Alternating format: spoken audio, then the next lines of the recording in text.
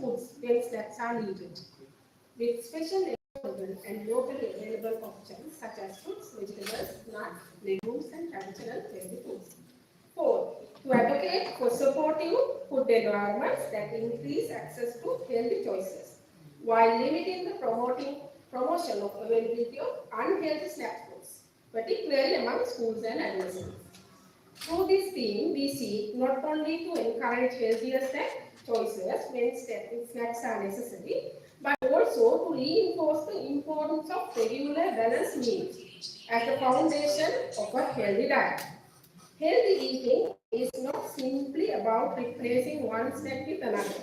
It is about cultivating lifelong healthy dietary habits that contribute to better health and productivity. Today, it is also a significant occasion because we are guidelines. Schools play a critical role in shaping lifelong dietary behaviors.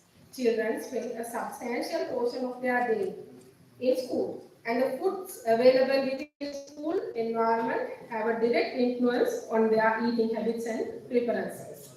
The Healthy School Canteen Guidelines provide practical guidance to create healthier food environment within schools by promoting nutritious food options while discouraging foods high in sugar, salt, and unhealthy fats.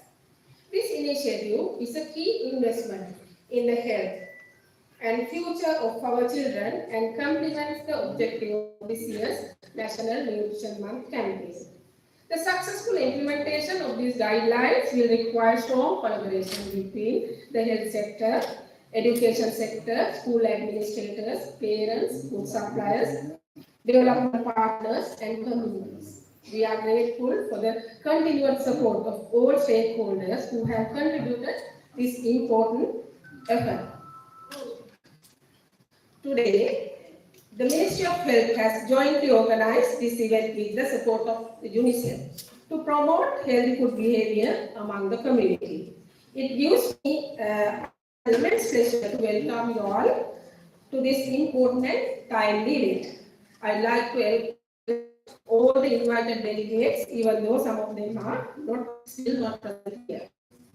We are honored to have with us today Dr. Honorable Minister of Health and Mass Media to grace this occasion, and your leadership in implementing transformative food policies have been instrumental in shaping a brighter and healthier future for all. With immense pleasure, I warmly welcome Dr. Anil Dasingha, Secretary of Health and Mass Media of this important event. Sir, your unwavering dedication and visionary leadership is championing nutrition across the nation is commendable. We warmly welcome Mr. Nalaka Kanlava, the Secretary, Ministry of Education, Higher Education and Vocational Education, and thank you for your presence at this important occasion which adds the glamour to the event. We warmly welcome Ms. Emma Brigham, the country representative of UNICEF, and all other distinguished country representatives. Your support and contribution in enhancing nutritional status of underserved community is unremarkable. Dr. Champika Vikramsinghe, Additional Secretary, Public Health Services. Our strength in all these activities, Madam, we would like to warmly welcome you for this important event. We extend our warm welcome to Dr. Kumar Vikramsinghe, Mr. Janaka Kitsiri, Mr. Rohan Silva, and other additional secretaries. And sincerely thank you for joining us for this important event. Your presence reflects the Ministry's continued commitment for strengthening health and nutrition initiatives and events and food today much appreciated and welcome to the event. We would like to warmly welcome Director General of Health Services, Sir, you are under and thank you for raising this occasion. Director General of Public Health Services, our leader and strength in all these activities, we would like to warmly welcome you for this event. We welcome all other Deputy Director Generals, Ministry of Health for gracing this occasion in spite of their busy schedule. Thank you for being with us today to grace this occasion.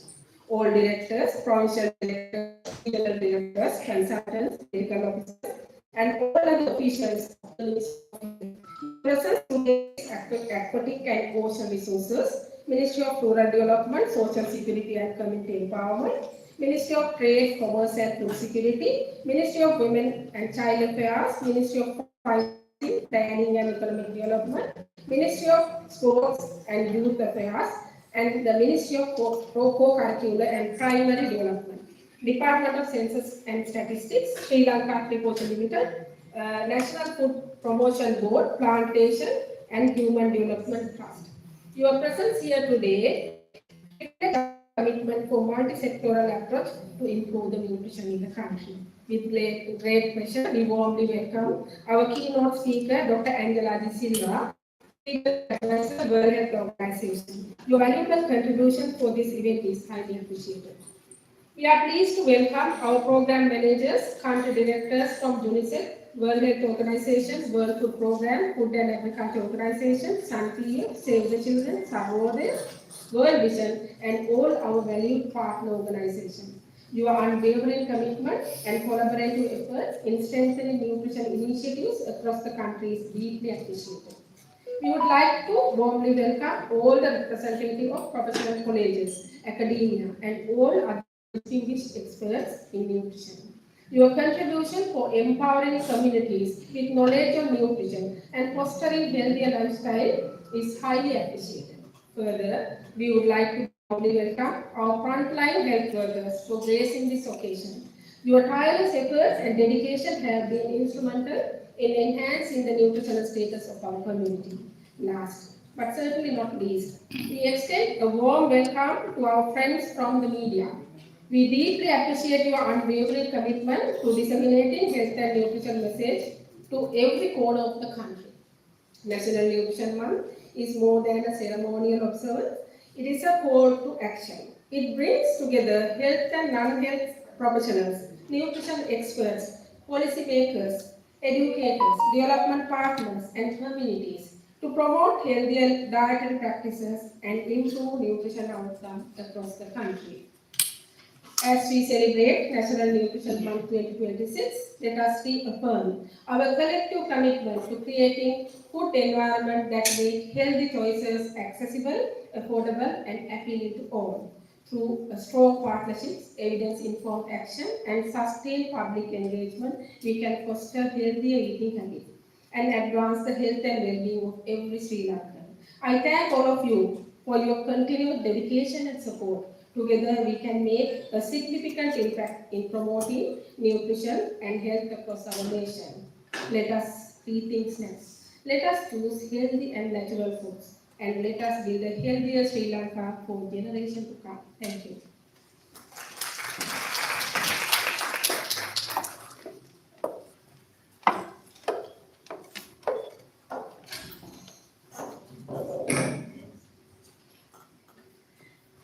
Thank you, Dr. Vijayaratna, for extending a warm welcome to everyone gathered here today, and also for giving us a comprehensive and brief idea of the objectives of the National Nutrition Month for the year 2026.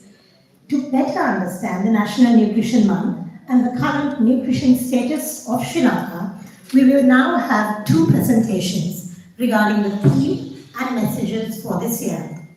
For this, I would like to call forward Dr. Arundika Senaratna, Consultant Community Physician, Nutrition Division, and Dr. Manoji Gamage, Consultant Clinical Nutrition Division. Over to you.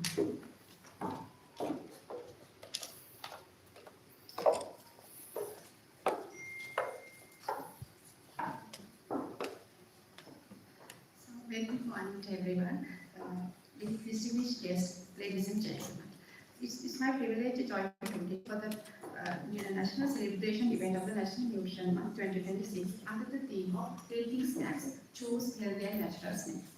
This year's themes highlight an important public health concern and encourage all Sri Lankans to make healthier food choices and support the lifelong health and well-being. So as we all know, Sri Lanka is undergoing a significant nutrition transition. While we have made a notable progress in addressing undernutrition, we are now facing a more complex challenge where undernutrition, micronutrient deficiencies, overweight and obesity coexist. So this figure presented here illustrates the triple burden of malnutrition, affecting the country. Undernutrition and anemia continue to affect the vulnerable groups like pregnant mothers and underfed children.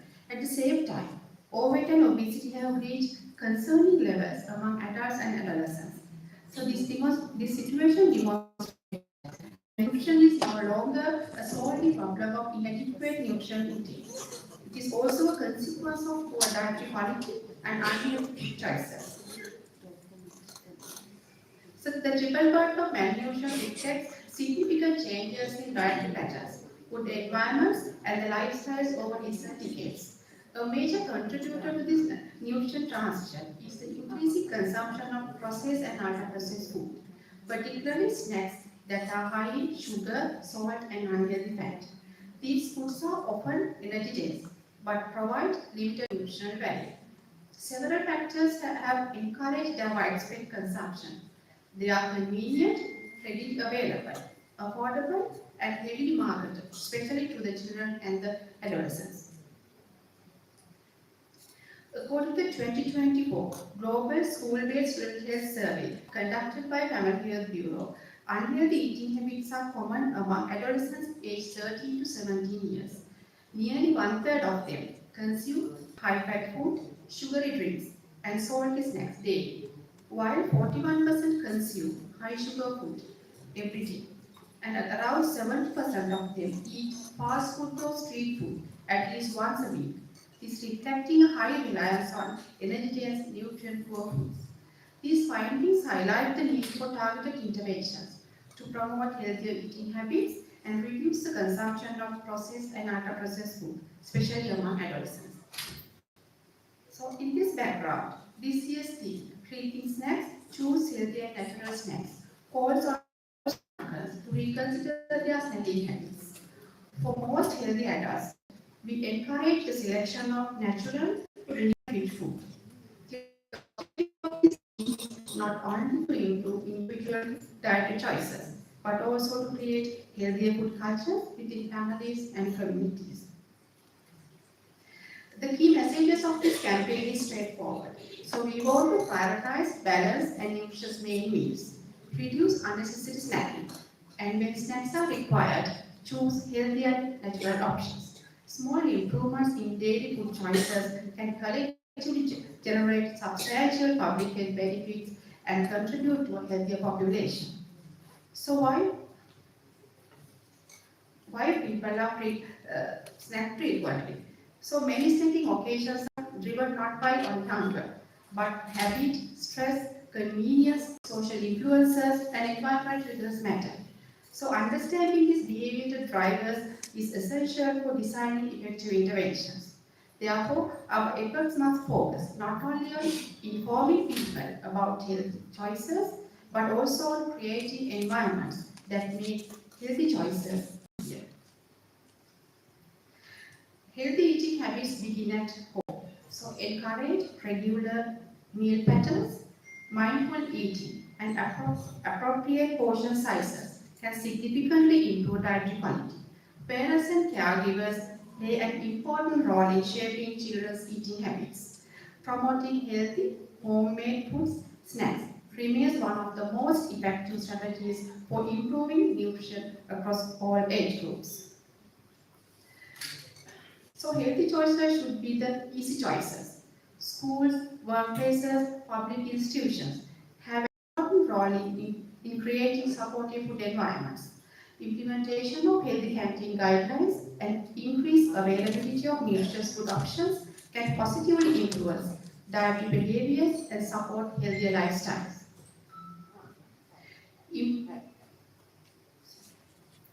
Improving food environment requires coordinated action. We must continue to regulate the marketing of unhealthy food, and especially those targeting children and adolescents. At the same time, we should support local food systems and promote traditional healthy Sri Lankan food and snacks. Empowering consumers to understand food labels and make informed purchasing decisions is also important. Addressing unhealthy snacking behaviors requires strong policy leadership and multi-sectoral coordination. Key actions include strengthen nutrition education, promoting the use of nutrition labeling and front-of-pack traffic light systems, implementing fiscal measures such as taxation for unhealthy food, and improving access to affordable, healthy food. Success will depend on the collective efforts of all stakeholders, including development partners and civil society. So through this National Nutrition Month campaign, we aim to increase public awareness, improve dietary behaviors, and encourage healthier food choices. In the long term, the actions will contribute to reducing obesity, preventing dietary-related non-communicable diseases, and improving the overall nutritional status of the Sri Lankan population.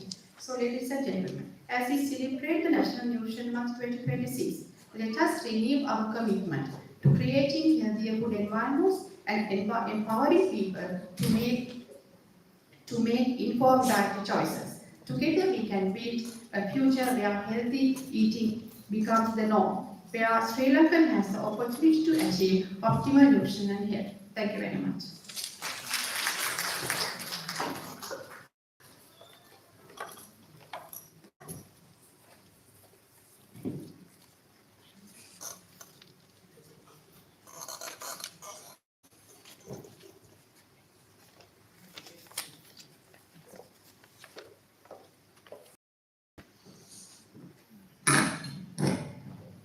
Thank you, Dr. Arundhati. Good morning, all distinguished guests.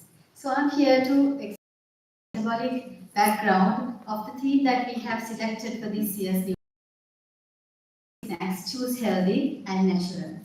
So there is no clear definition as to what a snack is, but it is generally accepted that it is a beverage or a food that we eat in between our main meals, and usually it is not as structured as a main meal, and is usually smaller in portion and calorie densities. However, if you think about the snacks that we take commonly, things like, however, the snacks that we take commonly, if you consider, are quite high in sugar as well as energy and fat. So things like shorties, fried shorties, biscuits, and also sweetmeats, as well as sugary beverages are some things that we take nowadays as snacks. So these are all high in sugar, fat, and salt. So what will happen to our metabolism when we consume this kind of high sugar and high energy snacks in between our main meals also? So looking back at the humankind, we have a history of about 2.5 million years. And only until about 100 years, actually, humans didn't eat a lot. So they would eat a couple of meals, and they would have about 3 to 5 hours in between their main meals without any food. And also they would go to bed early, so they would have an early dinner, giving about 12 to 16 hours overnight fast. Therefore, when you eat, as you see in the graph, when you eat, the blood sugars will rise in the fed state, and the insulin will come to damp down the glucose levels. And then in between meals, you will not have glucose and the insulin levels will be low. And when you're fasting, then the oxidation of fat is stimulated by glucagon. So therefore, we have what is called a metabolic flexibility. That is the ability to change between two energy sources, carbohydrate and fat. So therefore, the metabolism is very effective. So there will be no always high blood sugar levels. However, when consuming the snacks that I told before, what we usually do now, the blood sugars will go on actually a roller coaster. Because these snack items are very high in sugar and energy, they will pick up the carbohydrates as well as the sugars, causing high sugar levels and subsequently the insulin levels. So these simple sugars will be quickly let down, and there will be episodes of hypoglycemia in between, and therefore you will have more sugar cravings and tiredness even if you take these kind of snacks. This is also the basis for the microvascular complications that we talk about in hyperglycemia. So when there's always high blood sugar levels in between the main meals also, there is what is called an oxidative environment, and therefore there is glycolated end products which actually damages the epithelium, including the vascular and the nervous system. So we come across the microvascular complications that we see in diabetes, and also this can happen in hyperglycemia. So not only this, the high energy and high sugar snacks in between can disturb our normal regulatory mechanisms. So we all know that we have an appetite controlling mechanisms naturally. So when we are hungry, the ghrelin hormone will secrete and we will start eating because of hunger. And once we eat, the stomach will expand and the stretch receptors will give a negative feedback to stop eating. And also, when the food reaches down from the stomach into the small intestine, the hormones like GLP-1 and peptide 1,1 will give an incretin effect and tell again to stop eating. And also, the adipose tissues will secrete leptin, telling us again to stop eating. However, if you're eating all the time high sugar, high energy food items in between also, this regulatory mechanism will go haywire. So therefore, people will start eating even without being hungry. So therefore, the metabolism goes into inflexibility. There will be, as you see in the graph, continuous high levels of blood sugar, continuous high levels of insulin. Therefore, the metabolism is glucose driven and there will be only glucose oxidation. There is no chance for the glucagon to come and release fat, and the fat metabolism is subsided. So therefore, you will not utilize the stored fat, leading to overweight and obesity. So therefore, this metabolic inflexibility is what we commonly call as metabolic syndrome. So therefore, this year's theme and call for action is to avoid these high energy, high sugar snacks and to rethink the snacks. So therefore, for a human who is naturally healthy and all grown, actually you don't need to eat snacks in between. However, having said that, there are certain vulnerable populations, people with higher energy demands, such as the young children who are growing and also adolescents, pregnancy and lactation, and maybe high trained athletes, as well as people who go on fasting between meals. So for those individuals, a healthy, low-calorie, nutrient-dense snack will provide benefits. So such as controlling their blood sugar levels in a mild form, like it won't go high up like what I showed you before, it will in a modest way only. So these kind of snacks will help these kind of populations to stabilize their blood sugars as well as to prevent from overfeeding in the next meal if they are too hungry. And also, if you take the nutrient-dense, calorie-rich, calorie-low, nutrient-dense food items like fruits and vegetables, that will provide an opportunity for micronutrients intake as well, such as vitamins and minerals. So therefore, we urge again to rethink your snack and to always choose healthy as well as natural and low-calorie food items to eat in between where needed. So fresh fruits and vegetables are very recommended, and also maybe things like nuts, pulses are some things that we can naturally take which will not spike the blood sugars as I showed before. And also, we commonly eat things in between and drink things in between because we are thirsty or because we need to hydrate. So therefore, the first recommendation is of course water, and also you can use the low-calorie natural beverages such as the king coconut and also and tea as well as fresh milk are some kind of snack items that you can use which are natural and healthy. So therefore, once again, I conclude by again emphasizing this year's Nutrition Month theme, rethink snack and always choose healthy and natural. Thank you.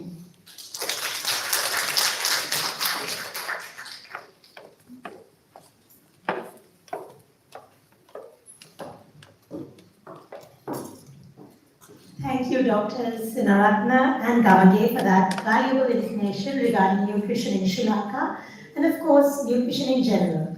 Valuable information and good messages for all of us. So let's hope we take it back as we go and leave this hall today.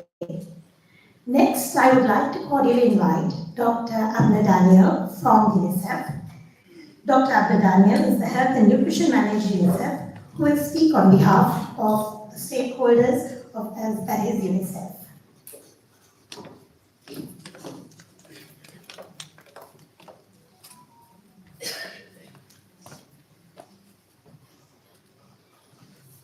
A very good morning to all of you. So, UNICEF representative Miss Emma Brigham was supposed to be here. Unfortunately, she had to attend a meeting with the United Nations Assistant Secretary General, who is on a visit here for addressing the issues of violence against children. So, on her behalf, I'll be reading out her speech for today. So, I quote, "Respected senior officials of the Ministry of Health, Ministry of Education, University of Congo, colleagues from UN agencies, leaders, teachers, health workers, it is an honor for UNICEF to join all of you for the National Nutrition Month 2026 launch. UNICEF is proud to stand with the Ministry of Health and all partners who have gathered today, because the work you do day in and day out is the foundation on which healthy futures are built. This year's theme is a call to action that is both timely and urgent. Because when we look at data, we see that our country, 1 in under 5 is stunted, 9% approximately children are wasting, and all the risks associated with it for life, for cognition, and for development. And then 16% of the children are underweight. These are not abstract statistics. These are children in the communities that every health worker and teacher in the room knows and serves. We cannot separate these numbers from the economic consequences. The World Bank's own Sri Lanka Development Update, published last year, warns that rising stunting and malnutrition pose serious risks to long-term human capital development and the risks of entrenching intergenerational poverty.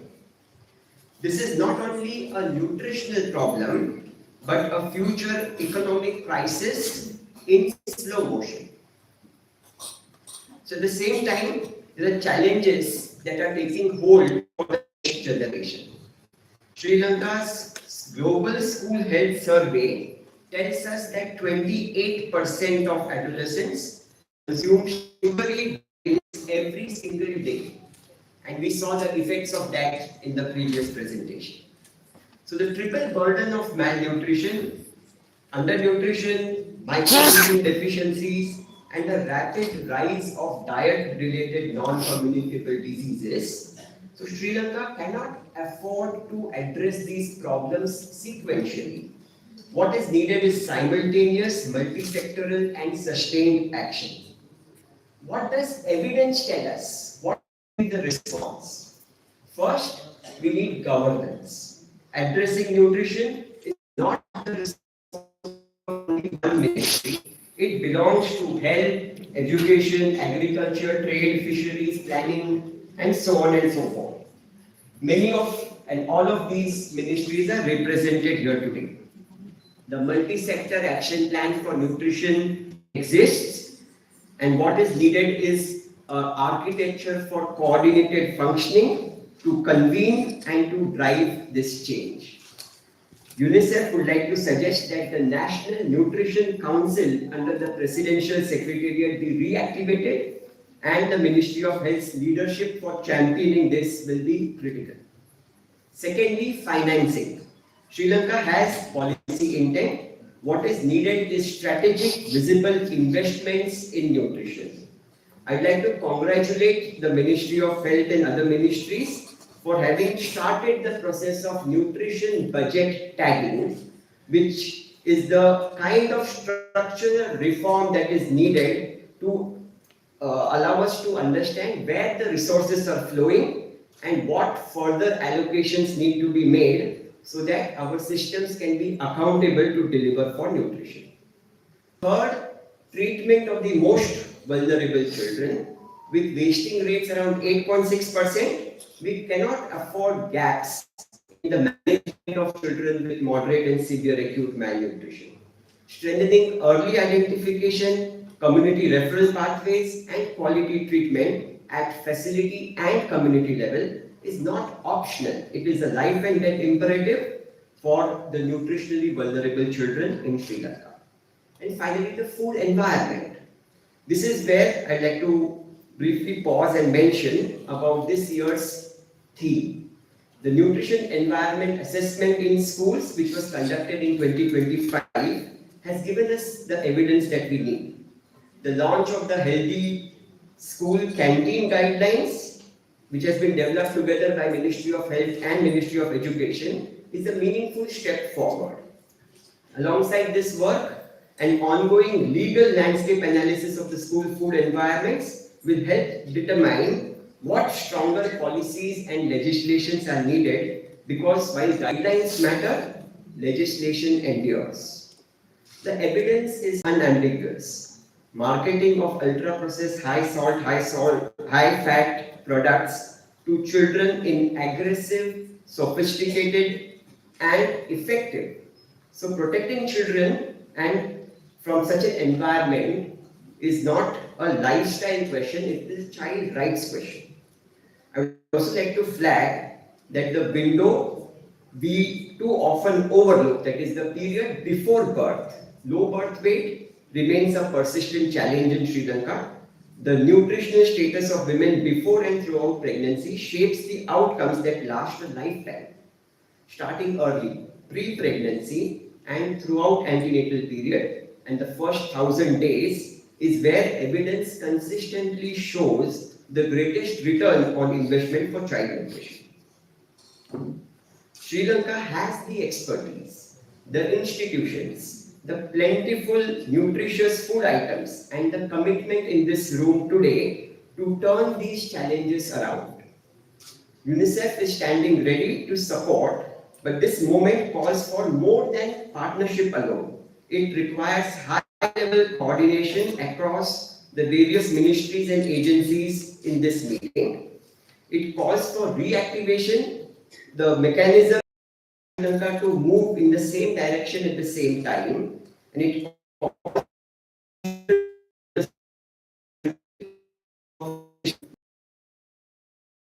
will continue to work against their health and against Sri Lanka's human capital future. The National Nutrition Month is a moment to renew that resolve. Let us leave today not only with data in our hands, but also with actions on our agenda. Thank you so much.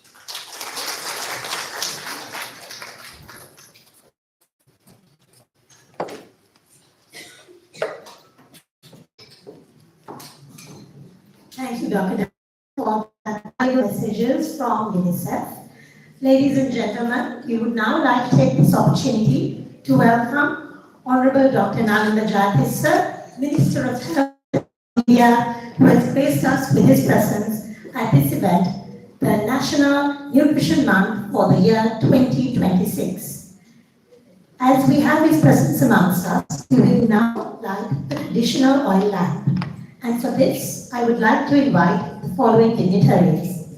Honorable Minister of Health and Mass Media, Dr. Nalanda Jayatissa, Dr. Champika Wickramasinghe, Additional Secretary, Public Health Services, Dr. Kumara Wickramasinghe, Additional Secretary, Medical Services, Mr. G.M. Janaka Kitsiri Gunawardana, Additional Secretary, Administration 1, Mr. Rohana Silva, Additional Secretary, Procurement, Dr. Vinda Kumara Peli, Deputy Director General, Public Health Services 2, Dr. Monica Vijayaratna, Director Nutrition, Dr. Chandana Siritunga, Director Maternal and Child Health from Family Health Bureau, Dr. Supun Vijay Singha, Consultant Community Physician from Health Promotion Bureau, Dr. Angela De Silva, our keynote speaker this morning. We would also like to call forward representatives from the Provincial Director of Health Services, Regional Director of Health Services, a consultant community physician from the provinces, medical officer for maternal and child health. Representing our other ministries, I would also like to invite forward Additional Secretary, Ministry of Trade, Commerce and Food Security, Ministry of Health and Nutrition, Ministry of Education, representing academia, Professor Upur Sanarak from the Faculty of Medicine, University of Colombo,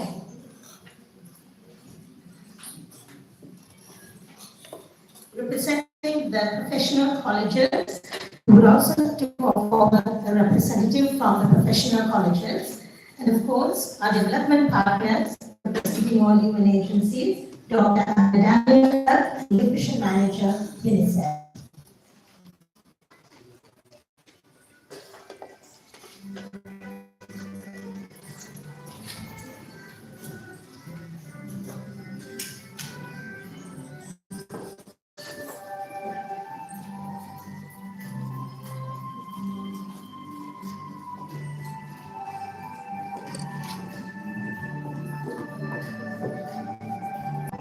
We would also like to invite Mr. Amatana, Chairman Promotion.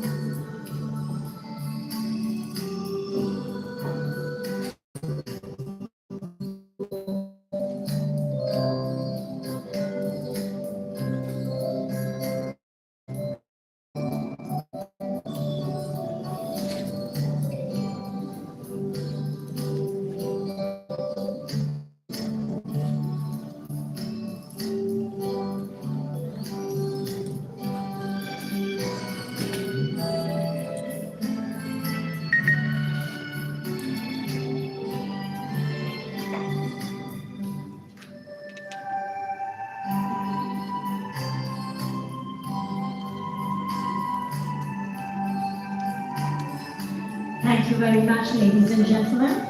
Please kindly take your seats.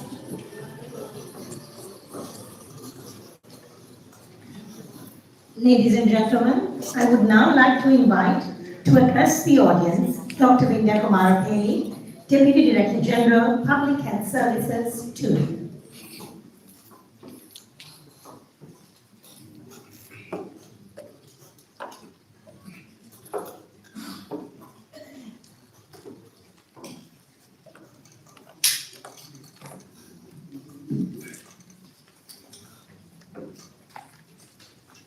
Very good morning to you, distinguished guests, ladies and gentlemen. The National Nutrition Month serves as an important platform to promote healthy dietary practices and strengthen nutrition awareness across the country. This year's theme, Rethink Snacks, Choose Healthy and Natural Snacks, is timely and relevant, encouraging Sri Lankans to reflect on food choices that support lifelong well-being. Sri Lanka is currently facing a complex nutritional landscape characterized by coexistence of undernutrition, micronutrient deficiencies, and a rapidly increasing burden of overweight and obesity. This triple burden of malnutrition is a major public health challenge requiring coordinated multi-sectoral action. According to National Nutrition Month 2025 data, among children under 5 years of age, the prevalence of stunting was 10%, wasting 8.6%, and underweight 16%. At the same time, Family Health Bureau records show that 13% of pregnant women were underweight during the first trimester, while 14% had moderate or severe anemia at the booking visit. Meanwhile, the STEP survey conducted by the Ministry of Health in 2021 reported that nearly half of adult women and one-third of adult men were overweight, with obesity steadily increasing. These statistics show that Sri Lanka faces challenges from both inadequate nutrition and excessive consumption of unhealthy foods. They highlight the urgent need to improve dietary practices and create supportive food environments. The National Policy on Health and Wellbeing 2026 to 2035 identifies nutrition as a cornerstone of well-being across the life course. The policy integrates nutrition promotion into maternal, child, adolescent and elderly health services while emphasizing multi-sectoral collaboration. That is, linking health with education, agriculture, trade and the environment to ensure healthier food environments become the national standard. In this context, the theme Rethink Snacks, Choose Healthy and Natural Snacks carries an important public health message. While regular balanced meals should remain the foundation of a healthy diet, many individuals consume snacks between meals. The concern is that many snacks are high in sugar, salt and unhealthy fats with little nutritional value. Frequent consumption of snacks contribute to poor dietary quality, micronutrient deficiencies, overweight and obesity. Children and adolescents are particularly vulnerable due to the widespread availability and marketing of highly processed snacks.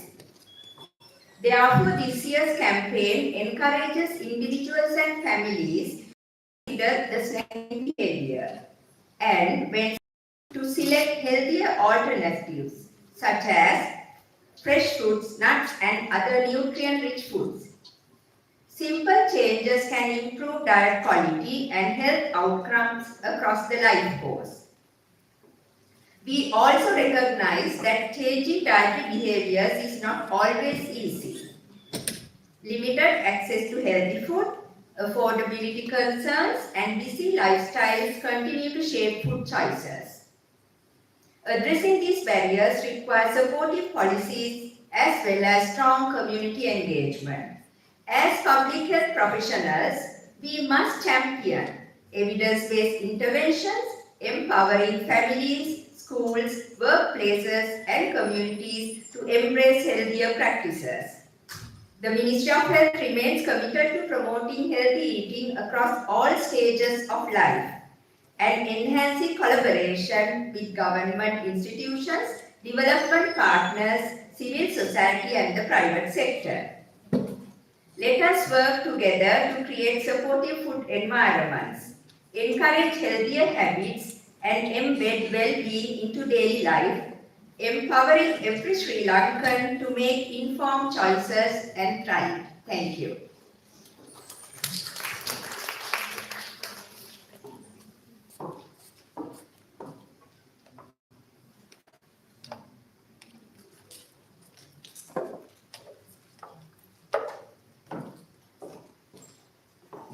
Thank you very much, Madam, for those valuable messages regarding nutrition. I would now like to call forward Dr. Champika Singha, Additional Secretary, Public Health Services.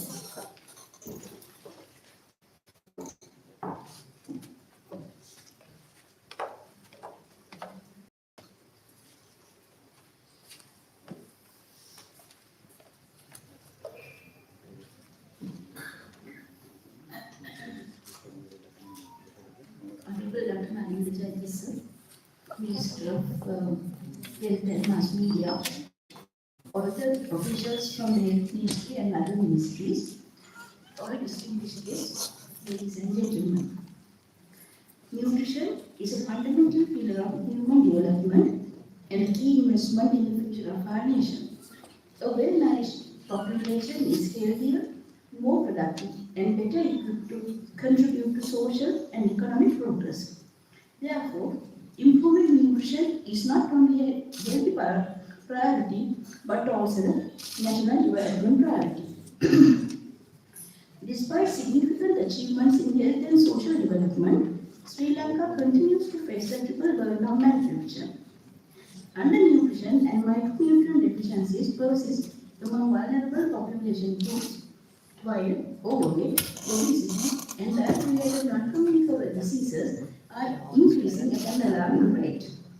These challenges are driven by changing dietary patterns, evolving food environments, and the growing availability and consumption of foods high in sugar, salt, and unhealthy fats. The theme of this year's National Nutrition highlights one important aspect of this challenge: unhealthy snacking. Snacking has become increasingly common across all ages, are not a necessary component of a healthy diet or healthy adult, and should never replace balanced main meals. Many people consume snacks between meals. Unfortunately, these snacks are often highly processed and energy dense, contributing to poor dietary quality and increasing the risk of obesity, diabetes, cardiovascular diseases, and other non-communicable diseases. Requires more than raising awareness among individuals. It demands a comprehensive policy and systems approach that creates healthier food environments and enables people to make informed food choices. The responsibility extends beyond the health sector and requires coordinated action across agriculture, education, trade, finance, local government, private sector, civil society, and development partners. As a government, we are committed to strengthening national efforts to promote healthy diets through local lifestyle choices. We will continue to work towards creating food systems that make healthy foods more accessible, affordable, and desirable. This campaign is focused on eating snacks. When snacks are consumed, healthier and natural options should be preferred. Fresh fruits, vegetables, nuts, and traditional foods offer valuable nutrients while supporting healthier dietary patterns. Choosing locally produced foods not only benefits health but also supports local farmers, strengthening rural livelihoods, and contributes to national food security. The Ministry of Health will continue to collaborate closely with all stakeholders to implement sustainable interventions that address malnutrition in all its forms. Through community-based programs, school health initiatives, behavior change communication, and policy advocacy. We aim to create supportive environments that enable healthier dietary choices and improve nutritional well-being across the population.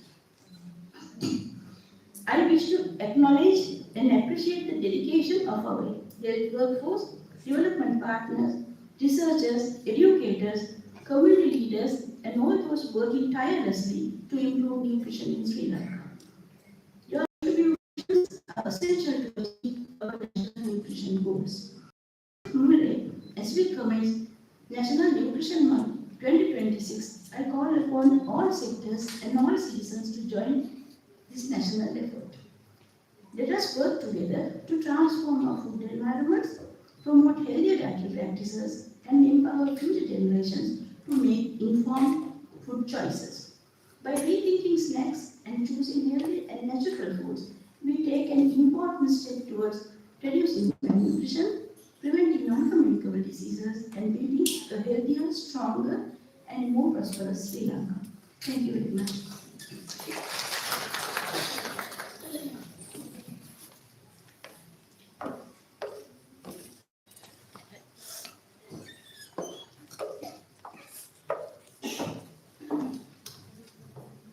Thank you very much, Madam, and thank you for reiterating how these Nutrition Month messages align with the national policy as well.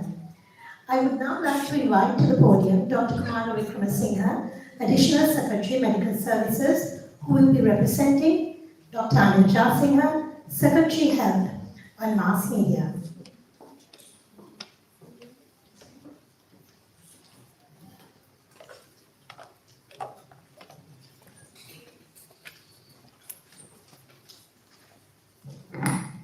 Good morning, Honorable Dr. Nalin Vijayadis, Minister of Health and Mass Media,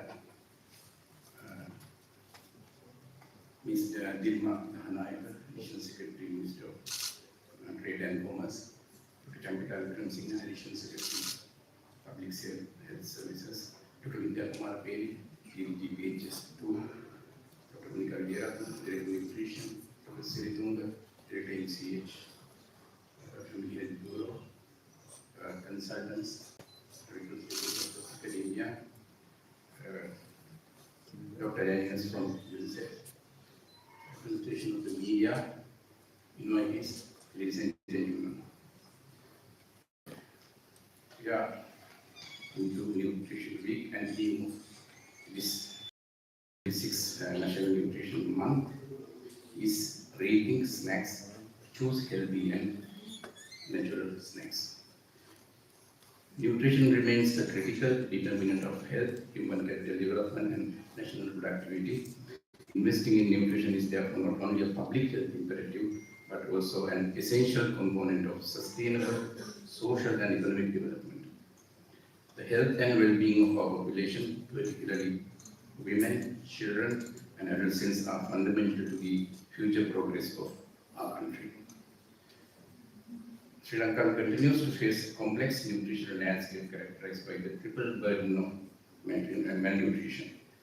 While undernutrition and micronutrients deficiencies remain concerns among vulnerable groups, the prevalence of overweight, obesity, and diet-related non-communicable diseases continues to increase. These challenges are closely linked to changing diet patterns, evolving food environments, urbanization, and increasingly sedentary lifestyles. This year's theme is an important dietary behavior that has become increasingly common across all age groups. Although snacks are not essential for everyone and should not replace regular balanced meals, many people consume foods between meals as part of their daily routine. Such dietary practices contribute to poor diet quality and increase the risk of obesity, diabetes, cardiovascular diseases, and other communicable diseases. Addressing these challenges requires a comprehensive and coordinated response. Nutrition outcomes are influenced by factors extending well beyond the health sector. Therefore, improving nutrition demands strong collaboration among sectors responsible for health, agriculture, education, trade, finance, social protection, local government, and food systems, together with meaningful engagement from development partners, civil society, academia, and the private sector. The Ministry of Health remains committed to strengthening national nutrition programs through evidence-based policies, effective implementation mechanisms, and strong monitoring systems. We will continue to support interventions that promote healthy dietary practices throughout the life course, improve nutrition literacy, strengthen school and community nutrition initiatives, and create food environment that enable healthier choices. The success of these efforts depends on collective action. as policymakers, program managers, health professionals, educators, community leaders, and development partners, we all have a responsibility to create environments that make healthy choice easier, more accessible, and more affordable to our population. I would like to express my sincere appreciation to all stakeholders who continue to contribute to improving nutrition in Sri Lanka. Your commitment and partnership are vital to achieving our national nutrition objectives and ensuring better health outcomes for future generations. As we commence National Nutrition Month 2026, let us reaffirm our commitment to strengthening nutrition action across all sectors by promoting healthier food choices, fostering supportive food environments, empowering individuals and communities with knowledge and resources. We can address malnutrition in all its forms and build a healthier, more productive, and more resilient Sri Lanka. Thank you.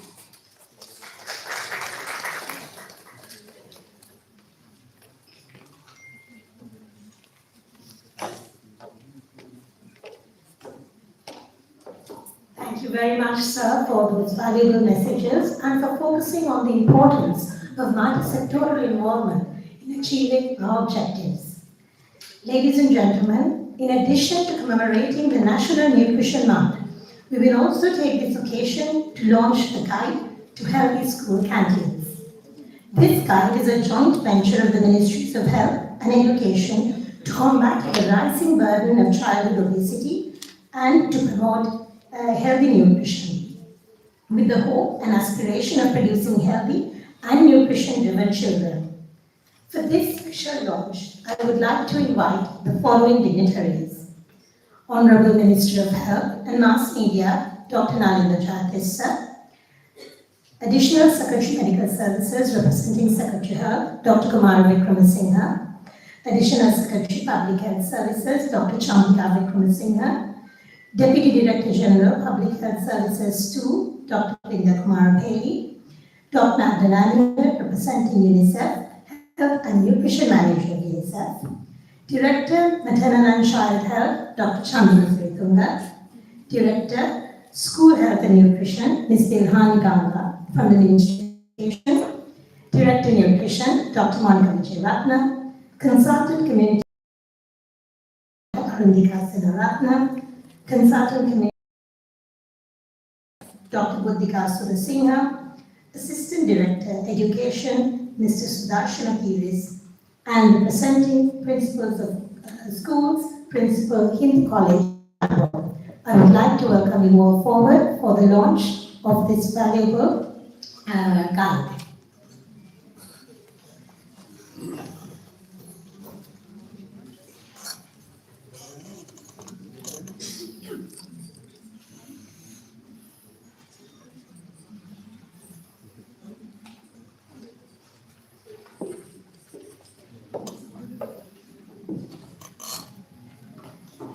We would also like to invite Ms. Gilmada Hanaka, Additional Health Secretary as well.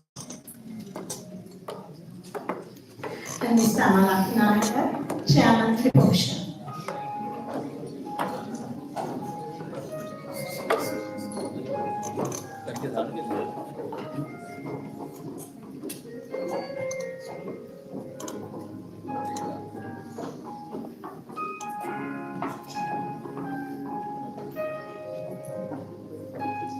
We would also like to invite Dr. Farooq Qureshi, representing the World Health Organization.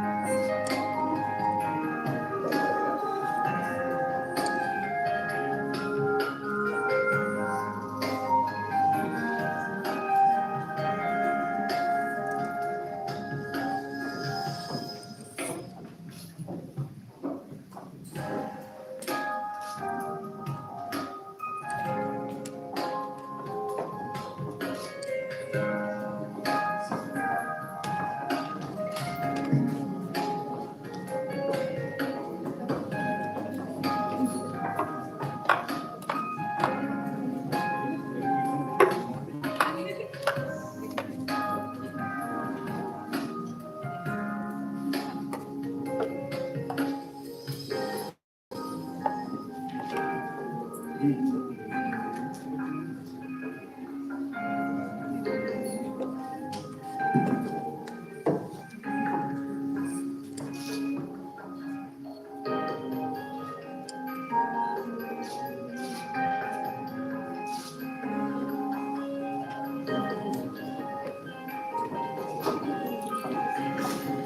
you very much, ladies and gentlemen. And now, having launched this valuable guide, we would like to take this auspicious occasion to invite Honorable Minister of Health, Dr. Nalinda Jayatissa, to grace the occasion.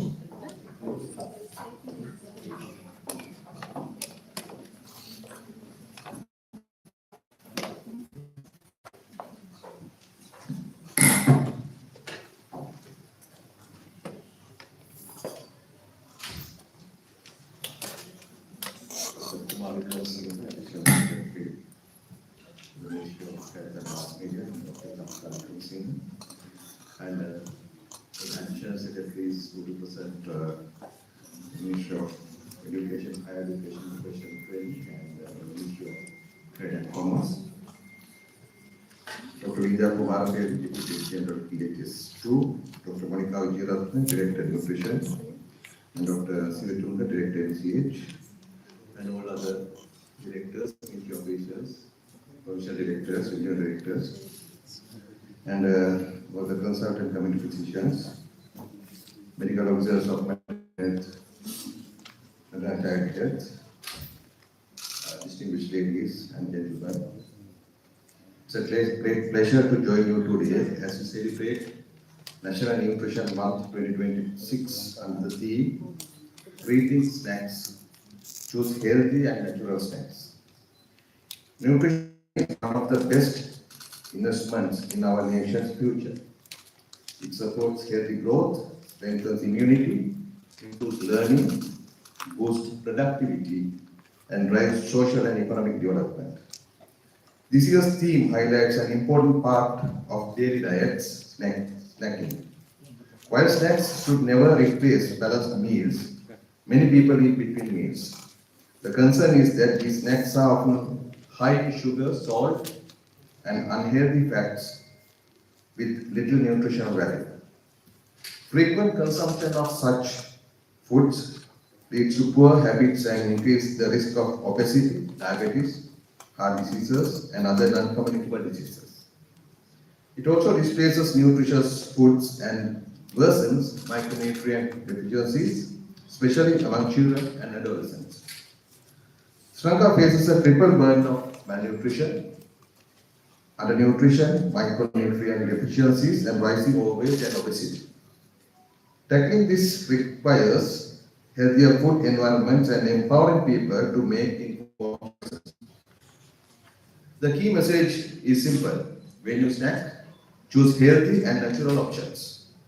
Fresh fruits, vegetables, nuts, traditional foods, and minimally processed items provide nutrients and support better diets. Choosing local foods also strengthen agriculture and food security. The government is committed to creating environments that support health choices. Through nutrition education, school programs, community action, and multi-sectoral collaboration, we will promote healthy eating across all life stages. We will work with agriculture, education, trade, local government, civil society, and the private sector to advance national nutrition goals. I sincerely thank all who contribute: health workers, teachers, researchers, community leaders, farmers, and partners. Your dedication is vital to building a healthier nation. As we mark National Nutrition Month 2026, I invite every Sri Lankan to reflect on food choices and take positive steps. Let us rethink snacks, choose healthy and natural alternatives, and build a culture that values nutrition and healthy living. Together, we can create a healthier, stronger, and more resilient Sri Lanka for generations to come. Thank you.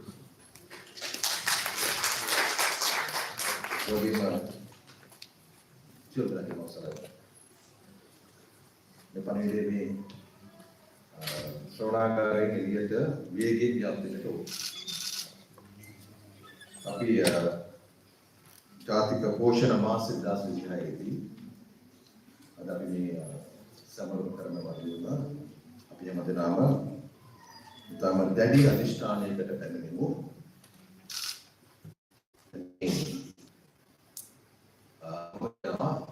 යම් ප්‍රායෝගික සහ එකිනෙකා කල්පනා කරන විදිහ නිසා ඇති වෙන ප්‍රශ්න ගණනාවක් තිබේ.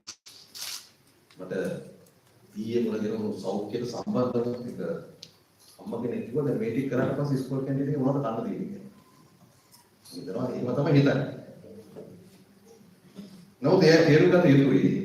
අපි මේ වැඩසටහන සැලසුම් කරන්නේ 2070 2080 නිසා 2085 අපේ රටේ වයස්ක ජනගහනය බවට පත්වීමට නියමිත දරුවොත් ඉලක්ක කරගෙන. ඔබ අද මේ දක්වන ලද ප්‍රකාශනයේ සඳහන් වන 2005 ජාතික පෝෂණ මාසයේ ඔබ ලබාගත් අතතොරතුරු අනුව අවුරුදු 5ට අඩු දරුවන්ගේ 10.1ක් මිටි බව, 8.6ක් කුෂ බව, 16.1ක් අඩු බර සහ 0.57ක් ස්ථූලතාවයව අධි බර වාර්තා කරනවා. අපි මේ තාම අවධානය යොමු කළ යුතු සැලකිය තත්ත්වයක් මේ ඉලක්කම අපි අවුරුදු ගණනාවක් තිස්සේ කියමින් ඉන්නවා. ගර්භණී මාතාවන්ගේ 13.2ක් අඩු බල පළමු මාස 3ේදී සහ මධ්‍යම සහ උග්‍ර මට්ටමේ රක්තහීනතාවයක් තියෙනවා 17.3ක් ඒ ගර්භණී මාතාවන්. වැඩිහිටියන්ගේ කාන්තාවන්ගේ 47.6ක් සහ පිරිමින්ගේ 15.2ක් සාමාන්‍ය කාන්තාවන්ගේ 47.6ක් සහ පිරිමින්ගේ 30ක් අධිබර වාර්තා කරනවා. ඒ නිශ්චලතාවයේ 15.2ක් කාන්තාවන්ගේ පිරිමින්ගේ 6.3ක්. ඒ වගේම අනිත් පැත්තෙන් අපි නිතර කතා කරන අපේ රටේ බෝනෝ රෝග සම්බන්ධ ප්‍රශ්නය මාර්ගයේ 83ක් වාර්තා කරන්නේ බෝනෝ රෝග නිසා. අපි ડોક્ટર අපිලා සිංහලනත්‍රේ බෝනෝ රෝග වලට මුහුණ දීම ගැන කාර්ය සාධන බලකාය ගොඩනගමින් පවත්වන සෞඛ්‍ය අමාත්‍යාංශයතු. එතනදී අපි කතා කරන බොහෝ බෝනෝ රෝගත් එක්ක මේ රෝග නිවාරණයේදී සම්බන්ධ වෙන ප්‍රධාන දේ තමයි පෝෂණය. පෝෂණය ගැන අපිට කරන්න නැතුව හිතන්න නැතුව කතා කරන්න බෑ. නමුත් පෝෂණය සම්බන්ධයෙන් අපේ දින විසඳුම් දවසකින් දෙකකින් සතියකින් මාසෙකින් කරන්න පුළුවන් දේවල් තියෙනවා. අපිට හෘද රෝග සම්බන්ධයෙන් නැත්නම් පිළිකා සම්බන්ධයෙන් කටයුතු කිරීමේදී බොහෝ වෙලාවට එක්කෝ පරීක්ෂණ කරන්න නැත්නම් ප්‍රතිකාර කරන්න අවශ්‍ය කරන අධිතාක්ෂණික උපකරණ නැත්නම් ඖෂධ නැත්නම් අපේ කාර්ය මණ්ඩලය ගැන කතා කරන්න පුළුවන්. ඒවා අපිට අද ඉලක්ක කළොත් අද සැලසුම් කළොත් වසරක් දෙකක් යනකොට සපයන්න පුළුවන්. පෝෂණ සම්බන්ධ මාතෘකාවෙන් නොවේ මේකට අඛණ්ඩ මැදිහත් වීමක් කාලයක් තිස්සේ උනා කරනවා. මෙතන තිබෙන්නේ මුදල් සම්බන්ධ ප්‍රශ්නයක් නොවේ. භාණ්ඩාගාරයේ මුදල් වෙන් කිරීම සම්බන්ධ ප්‍රශ්නයක් නොවේ මෙතන තිබෙන්නේ. මේ තිබෙනවා අපිට අපේ පුරුදු ආකල්ප සම්බන්ධ බරපතල ප්‍රශ්න. යෝගී කලාපයක මේ පුරුදු විකාශ කිරීම සඳහා විශාල මහන්සියක් වුණා. මේ පුරුදු ගැට ගැහලා තියෙනවා තිබෙන ආචාර්ය කල්පයක සමහර තමන්ගේ අත්දැකීම් එක. අපි ඉස්කෝලේ කාලේ ලැබුවච්චවරු කෑමනේ අරගෙන එතන අපි කෑවෙත් මෙහෙමනේ කියලා තමයි පටන් ගන්න. ඉතින් ඒ ආකල්ප වෙන සඳහා සැලකිලි මහන්සියක් වෙන්න සිදු වෙනවා. ඒක අපේ සෞඛ්‍ය අමාත්‍යාංශයෙන් පිටට යන්නට සිදු වෙනවා. විව දක්වාම අපේ තම දෙමෝපියන් පෙදෙනවා කියන සිදු කළ යුතුයි. ඒකට අපි මාධ්‍ය පාවිච්චි කරනවා. මෙසේ මාධ්‍යවලින් ඉල්ලා හිටනවා මේ පණිවිඩය හරියට දෙන්න කියලා.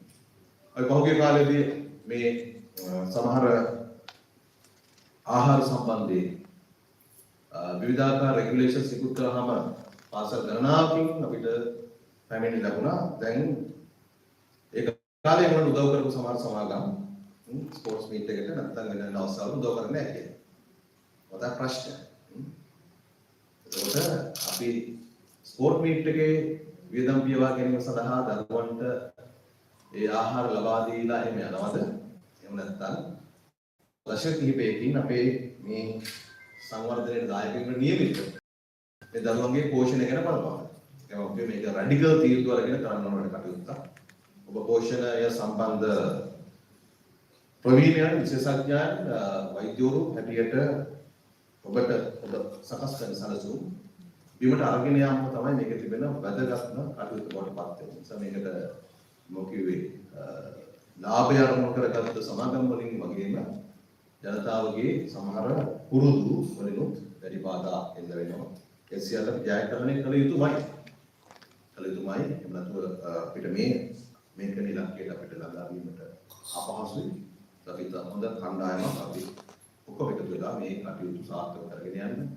සිදුවන අඩුපාඩුකම් බලන්න අපි කටයුතු කරමු. ඒකට අපිට WHO UNICEF එක UNDP එක ඔය ගැතුලේ සංවිධාන සියල්ල උදව් කරන්න සූදානම්. වැදගත් වෙන්නේ කෝඩිනේටඩ් එෆර්ට් එක. නිසා මගේ යෝජනාව තිබෙන්නේ අද මේ කෙටි ආහාර සම්බන්ධයෙන් ඔබ අපි අද ඔක්කොම එකතු වෙලා සම්මත කරගන්නා මේ යෝජනාවලිය ස්කූල් කැන්ටීන් එකට පමණක් නෙවෙයි. ඉස්සෙල්ලාම සෞඛ්‍ය අමාත්‍යාංශයේ මෙතනින් අධ්‍යාපන අමාත්‍යාංශයේ උඩ මට්ටමේ අපේ රැස්වීම් අපේ සාකච්ඡා අපේ උත්සව අවස්ථාවල ඉඳලා බිම ඔබේ MOH වල ප්‍රාදේශීය සෞඛ්‍ය අධ්‍යක්ෂ කාර්යාලය ඇතුළු 15 දක්වා පළවෙනිම ඒ භාවිතාව කරන්න ඕනේ.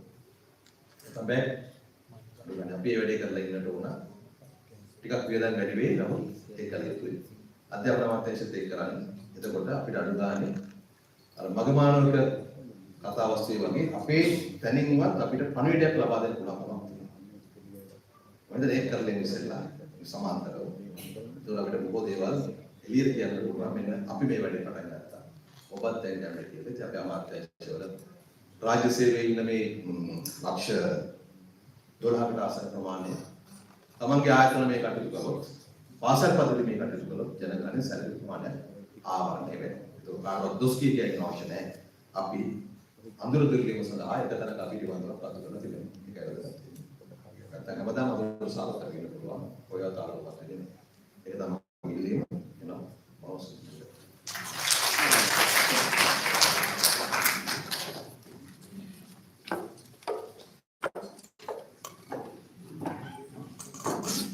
Thank you very much, sir, for your continuous support nature and for creating environments which are both health and nutritious, and of course, letting us all know that change has to start here and now with us. Ladies and gentlemen, we now move on to the keynote speech, and for this, I have the pleasure of inviting Dr. Angela De Silva. Dr. Angela De Silva is the Regional Nutrition and Physical Activity at the WHO Regional Office for the Southeast Asia, based in New Delhi, India, and is also the regional focal point for food safety. She provides strategic leadership and technical support on nutrition, physical activity, food safety programs across the region. Her work includes policy advocacy, technical support, and monitoring of country policies and programs on maternal, child, and adolescent nutrition, overweight and obesity, and healthier and safer food environments, food control systems, and promotion of physical activity. She brings over 25 years of public health nutrition experience in supporting evidence-based policies and programs. Once again, let me invite Dr. Angela De Silva to the podium.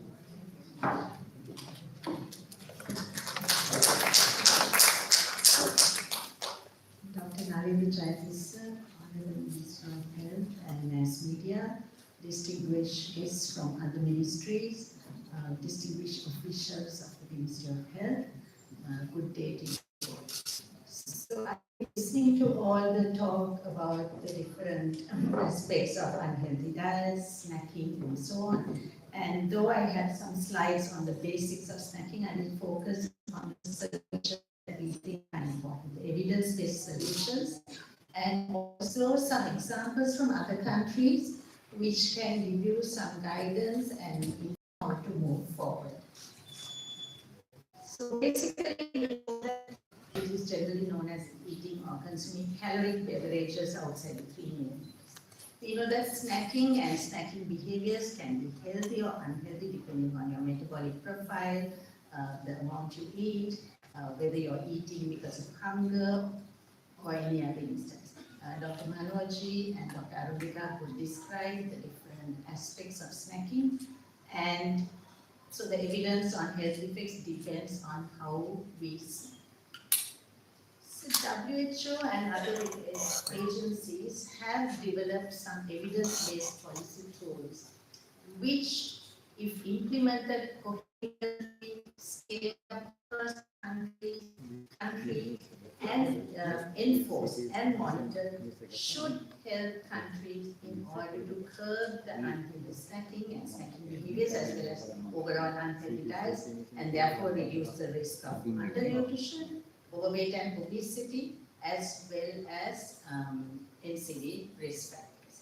So we know one of the key areas that the Ministry of Health focuses on is the behavior and lifestyle change of individuals through the different life cycle programs. We have you have the National Food-Based Diet Guidelines in your country. There's mass media communication. There's a restriction on some degree of restriction on marketing of unhealthy foods to children, though this is not comprehensive. There's nutrition labeling, nutrition content, claims, and so on. There are fiscal sugar sweetened beverage taxes. There's also the implementation that is needed for subsidizing healthy foods. There are standards, and you can develop standards and increase public food procurement.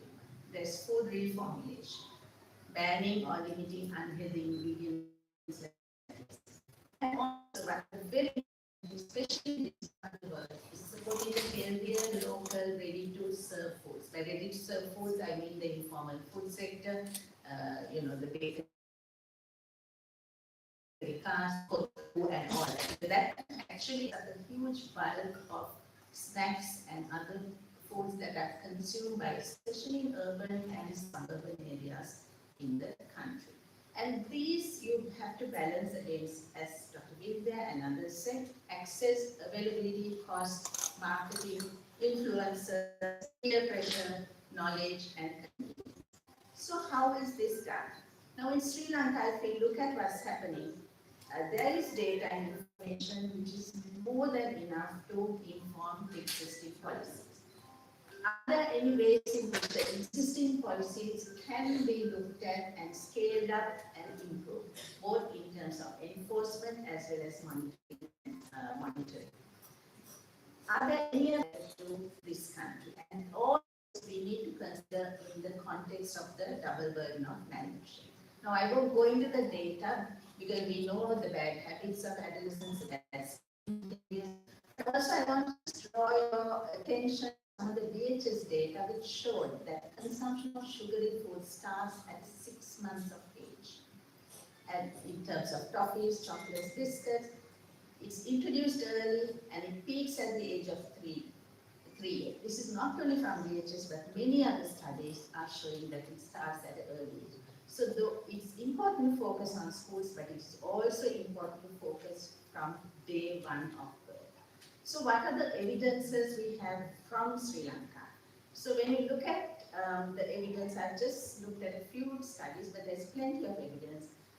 Parents of children commonly purchase, so young children, very young children are fed unhealthy diets from the age of 6 months on. So that is one thing. Second thing, young children between 5 to 10 years, commonly, especially in urban and suburban areas, they eat biscuits, they drink flavored meals, bread and bakery items, eat fried items. So all these are processed packaged foods. Many of them are this informal sector or ready-to-serve food. So we need to have a focus on both of these areas. Caregiver knowledge is there, but practices are poor. So people know, but their practices, the knowledge doesn't translate into practice. It depends, the food purchase behaviors depend on child preference, packaging, brands, and of course another key area is cost. Now in adolescence is also different, in addition to cost, peer pressure and things like that. So there's plenty of evidence that shows that there's the behaviors of individuals have to be changed as well as the food environment. If you look at the food environment data, what does it show? It shows that this is taken from one of the statistics, and it shows that the snack food market in Sri Lanka is mostly potato chips, cookies, crackers, and so on, is projected to increase to $1.55 billion by 2027. This figure on the right is showing some data from television marketing, which shows the most frequently advertised unhealthy foods is chocolate, confectionery, biscuits, milk drinks, and so on. I also extracted another piece of data, actually from India, because we don't have studies in Sri Lanka, which shows the influence of food delivery apps on snacking behaviors. And this is another area that needs to be addressed because of increased convenience, the issue of food delivery apps. What are the good practices that we can learn from other countries? One is we really need to focus more on the early life. Definitely we have a very comprehensive IYCA program, but we need to have innovative ways of looking at how to develop and improve young child food behaviors, because that is what tracks into adulthood. The taste that you develop in young age is what tracks into adulthood. So rather than trying to change the behavior of somebody who's 15 or 12 or 20, it's much easier when you start at the age of 6 months and improve food behaviors. And there are so many, obviously behavior change is one way and different ways in which persuasive behavior change is important. But also the food environment for these young children. If you look at, we do promote healthy home cooked foods. But the reality, what is the reality? Because many people, healthy home cooked foods are not feasible because of convenience, time and so on. So what do we have to do? If we look at, I'm not saying that we have to promote these, but if you look at the current foods in the market for young children, they're all high salt, high sugar. Professor Opusera did an assessment some time ago, and with WHO, and we found that many of these have high salt, high sugar, high fat. So we need to bring in regulatory measures there, and I'm giving an example of FSSAI, the Food Safety Authority of India. They brought in a regulation based on the WHO nutrient profile model for young children's diet, where they limited the sugar, salt, and fat in young child's diets. And this is one example that I give. Then in addition, home-based behavioral reinforcement is important. And this can be through digital, online media. We have to go online. We have to make use of influencers. We have to start thinking beyond what we usually do in terms of counseling to get, popular figures and so on to influence behaviors. And this is what India has done through their Eat Right app, their influencers, their fast food, negating fast food consumption. And this is, and also caregiver knowledge and label literacy. Very few people know to read the label. Very few people actually understand even the traffic lights in terms of one green, two reds, and so on. So this behavior needs to be school age. Again, like the cafeteria policies are important. One of the other examples, so WHO has new guidance out on school food environments, and this is evidence-based intervention that countries should take. But India has another good example, of course not implemented everywhere, where they have zoning outside schools. So outside schools, 50-meter radius, no snacks and certain food items, high fat, high sugar, high salt items are allowed. Now, it's not easy to do considering the economic circumstances and so on, but these are some examples of actions taken by other countries that can be implemented here. Then the Japanese system of shikoku, I'm sure all of you all have heard of it, how the Japanese school children learn about food. It is very, very hands-on. So we also need to change the way we, in our curriculums and so on, to have more hands-on training on healthier diets. Now, fiscal policies. Now, everyone is aware about sugar-sweetened beverage taxes, and I think Sri Lanka still has a sugar-sweetened beverage tax. But the degree of tax matters. So, if you just tax 20% above the value, it's not going to be. It has to impact the population so that they will not purchase this but go for something else. Now, one of the issues in all these regulatory interventions is once you start doing this, so what do people eat? Yeah? Now, are things affordable for them? So what is cheaper, having a packet of biscuits or some fresh, say, kadala or whatever? So because of this, we also, as a government, as a country, you need to think of implementing affordability through tax breaks and subsidies for maybe healthier snacks, food supply, and basic ingredients. That is one. The second thing is when it comes to both to processed packaged foods, you have to promote reformulation. Reformulation not only in one particular ingredient of choice. Say for example, you get a yogurt which says low sugar or low fat. But if you look at the sugar content, it's very high. So when you look at reformulation, you need to ensure as the Ministry of Health that the reformulation really it's not deceptive to the population. So Canada, Finland, Hungary, they all have, in addition to the sugar taxes, they also have taxes on unhealthy diets. And both Thailand and India are in the process at the moment of assessing and identifying high sugar, very unhealthy products, highly consumed by the population in order to implement healthier, to implement that taxation.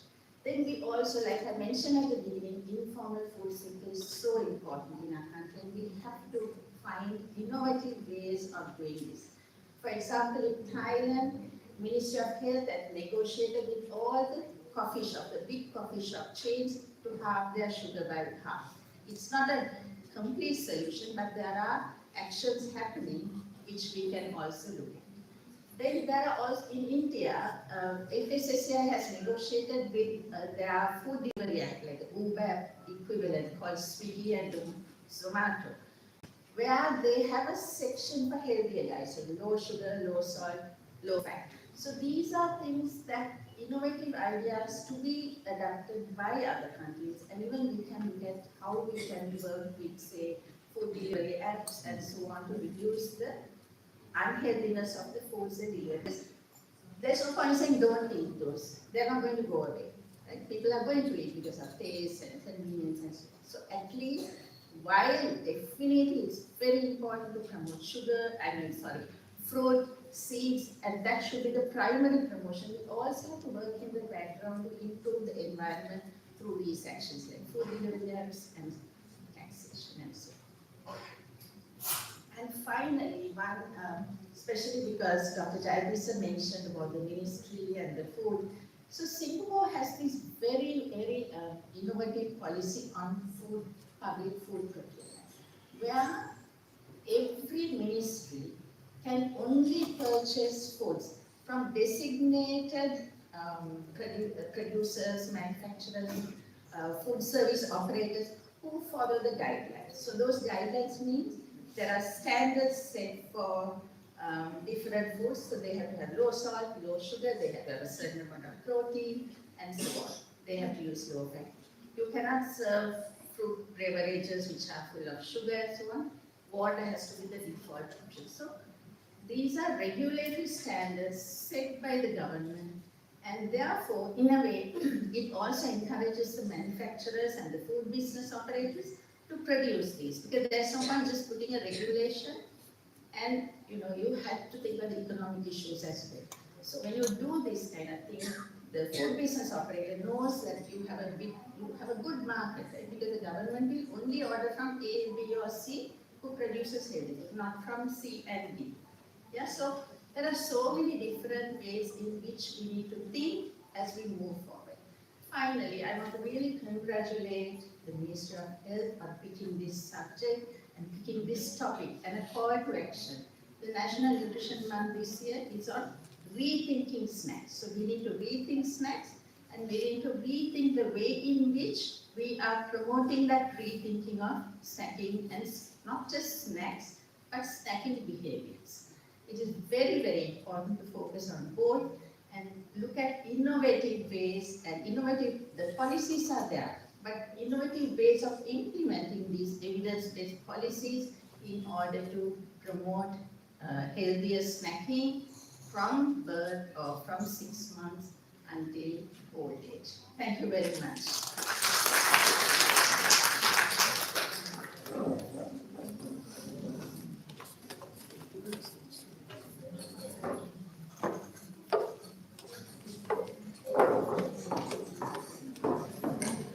Thank you very much, Madam, for those important messages and especially focusing on the different policies which we find around the world and how it could be useful for us. And of course, also talking about that it's not merely promotion of foods, that it is also important to change the environment. I would now like to call upon Dr. Chandana Sritunga, Director Maternal and Child Health, who will speak on the implementation of the Guide to Healthy School campaign. I would also like to take this moment to thank our Minister for being with us today. Thank you, sir.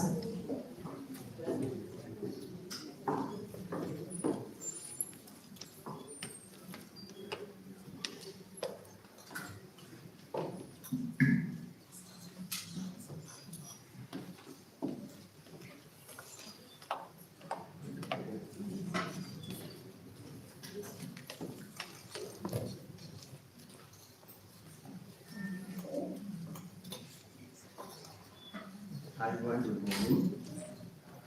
All the invitees, ladies and gentlemen.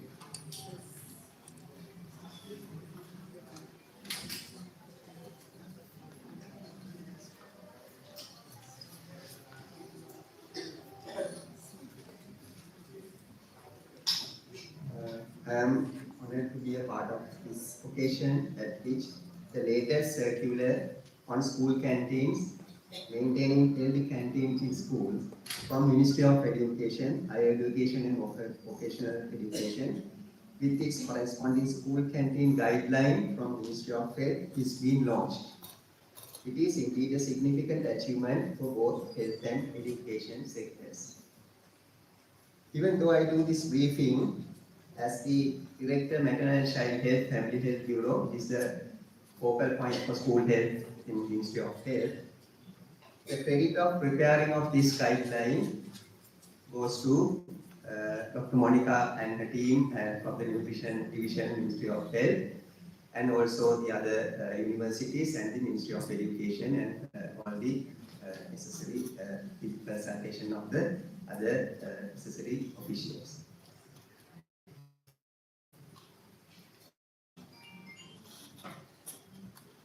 The future of our country lies on the hands of school children, and therefore we need them to be healthy and growth.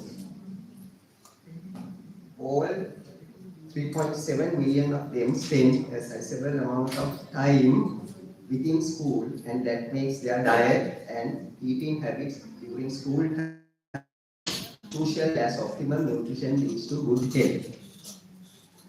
Nutritional status affects and development and impact on their educational performances. Improving access and knowledge on healthy and nutritious food would protect them from malnutrition and major challenges of present times, such as non-communicable diseases that includes diabetes, hepatitis, heart diseases and cancer.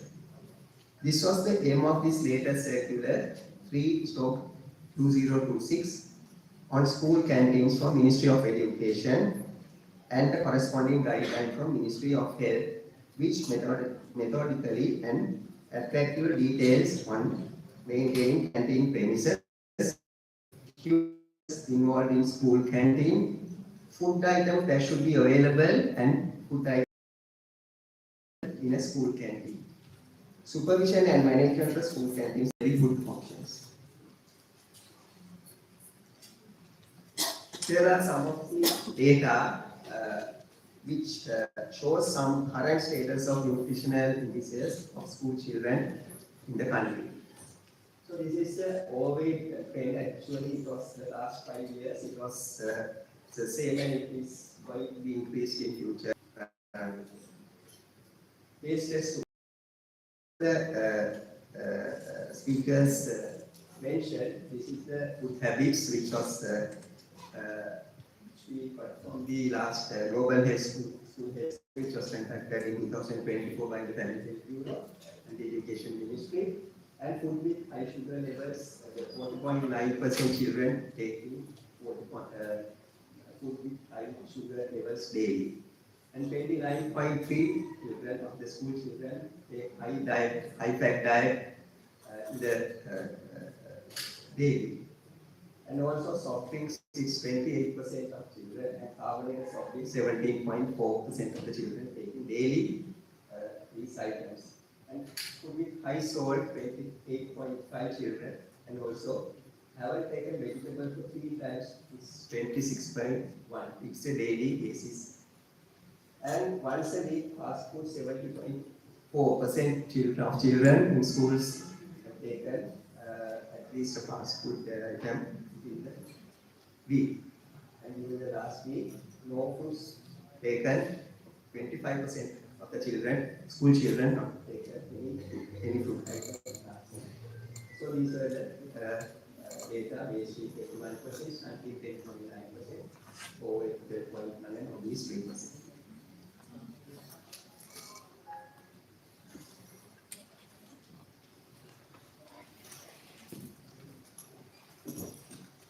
So development of this comprehensive guideline beginning 2024 by Nutrition Division of Ministry of Health with inputs from Health and Nutrition Branch of Ministry of Education, Higher Education and Vocational Education, and School Health Unit of Family Health Bureau, when evidence from recent research and routine data system reveal worrying levels of undernutrition, increasing trends in overweight and obesity, and alarming food habits among children. School canteen unhealthy food on display in unhygienic conditions were frequently discovered on supervisory visits to school. Even the needs survey, which was conducted last year by the Family Health Bureau, also it's revealed some of the unhealthy food environment in the schools.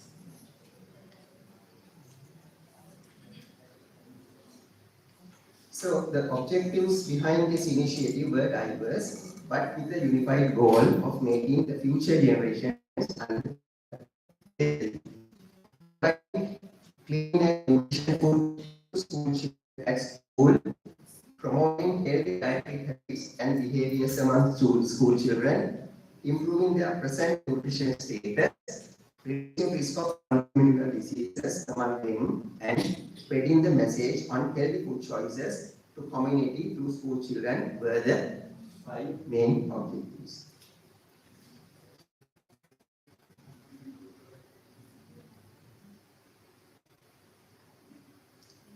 So these are the, according to the guidelines, we have said what kind of food that we could encourage, the fresh foods, vegetables, grains, milk and dairy products, healthy natural foods, and also the presentation of this food also it's described in the guideline, and also the footprint. So these are the main items, and so there are some items which are indicated in the guidelines. So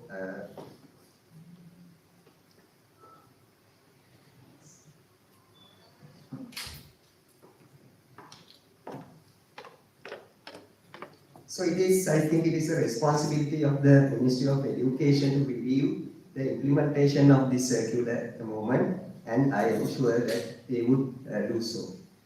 Actually, this time and efforts of dedicated officials of both Ministries of Health and Education, especially those from Nutrition Division, and commitment from the value development partners, all who have actively engaged in equipping our children and school community with the knowledge and practices necessary for leading healthier lives. Their dedication and collaborative efforts have been instrumental in shaping the future of our nation to the health of our nutrition. Thank you very much.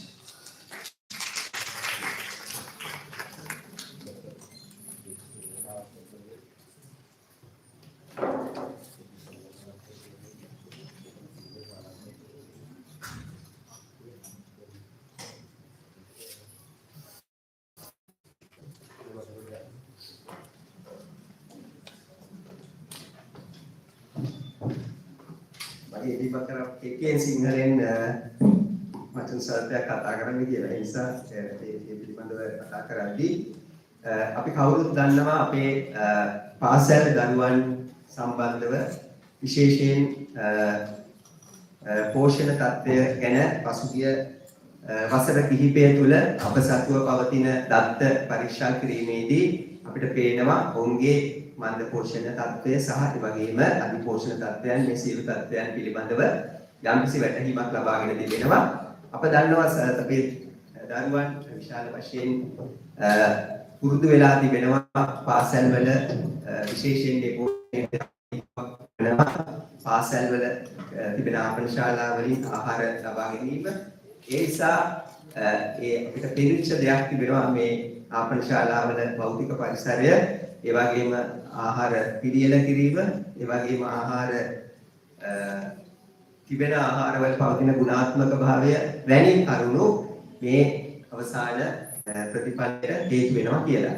ඒ නිසා විශේෂයෙන් සෞඛ්‍ය අමාත්‍යාංශයේ පෝෂණ අංශය සහ ඒ වගේම අධ්‍යාපන අමාත්‍යාංශය ඒ වගේම පාසල් සෞඛ්‍ය අංශය අපේ පෞද්ගලික සෞඛ්‍ය කාර්යාංශය මැදිහත්ව පසුගිය වසර දෙකක පමණ කාලයක් තිස්සේ මේ විශේෂ මාර්ගෝපදේශය පාසල් ආපන ශාලා පවත්වාගෙන යෑමේ මාර්ගෝපදේශය සැකසීම පිළිබඳව කටයුතු කරා. විශේෂඥවරුන් විද්‍යාලවල සිටින ආචාර්ය මහාචාර්යවරුන් පෝෂණ වේදීන් සෞඛ්‍ය අමාත්‍යාංශය පිළිබඳව සිටින විද්වතුන් සහ විවිධ පාර්ශව එකතුව මේ වැඩසටහන පසුගිය වසර දෙක තුළ මෙම මාර්ගෝපදේශය සැකසීම සඳහා කටයුතු කරා.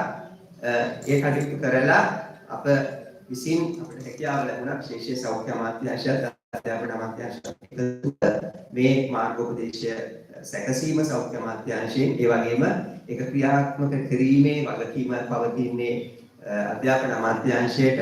ඒ අධ්‍යාපන අමාත්‍යාංශය මගින් ඒ සම්බන්ධව අධ්‍යාපන ලේකම්තුමාගේ අස්සරින් යුක්තව අදාළ චක්‍රලේඛය පාසල් ආපන ශාලා පවත්වාගෙන යාම පිළිබඳව චක්‍රලේඛය නිකුත් වෙලා තිබෙනවා. ඒ චක්‍රලේඛය තුල මේ ආපන ශාලාවල අලවි නොකළ යුතු ලබා නොදිය යුතු ආහාර මොනවද, ඒ වගේම ලබා දිය යුතු ආහාර මොකද මොනවද කියන එක ගැන පැහැදිලි වාර්තාවන්, පැහැදිලි උපදේශ මාලාව, ඒ වගේම ඒ ආපන ශාලාවල භෞතික පරිසරය කොහොමද තිබෙන්නට ඕනේ, ආපන ශාලාවල සේවය කරන ආහාර නිබ්බදවන ඒ අදාළ කාර්ය මණ්ඩලවල හැසිරීම කොහොමද වෙන්න ඕනේ, ඔවුන්ගේ සෞඛ්‍ය කොහොමද පවත්වාගෙන යුතු වන්නේ, ඒ වගේම ආහාරවල පවතින යුතු ආහාර මොනවද සහ ලබා නොදිය යුතු ආහාර මොනවද කියන කරුණු පිළිබඳව සටහන් වෙනවා. එතකොට ඒ ආපන ශාලා පවත්වාගෙන යෑමේදී මේ පිළිබඳව අධීක්ෂණ කටයුතු විශේෂයෙන් අධ්‍යාපන අමාත්‍යාංශයත් ඒ වගේම සෞඛ්‍ය අමාත්‍යාංශ සහයෝගයත්ව ඉදිරියේදී සිදු කරනවා ඇති. මේ පිළිබඳව අද විශේෂයෙන් පෝෂණ මාසය පිළිබඳව සෞඛ්‍ය අමාත්‍යාංශය මගින් ප්‍රකාශයට පත් කරපු පෝෂණ මාසයේ විශේෂ අංගයක් විදිහට ඒ මාර්ගෝපදේශය එළිදැක්වීම සිද්ධ වුණා. ඒ අනුව ඉදිරියට කටයුතු කිරීම අප සැමගේ වගකීම වෙනස්තුයි.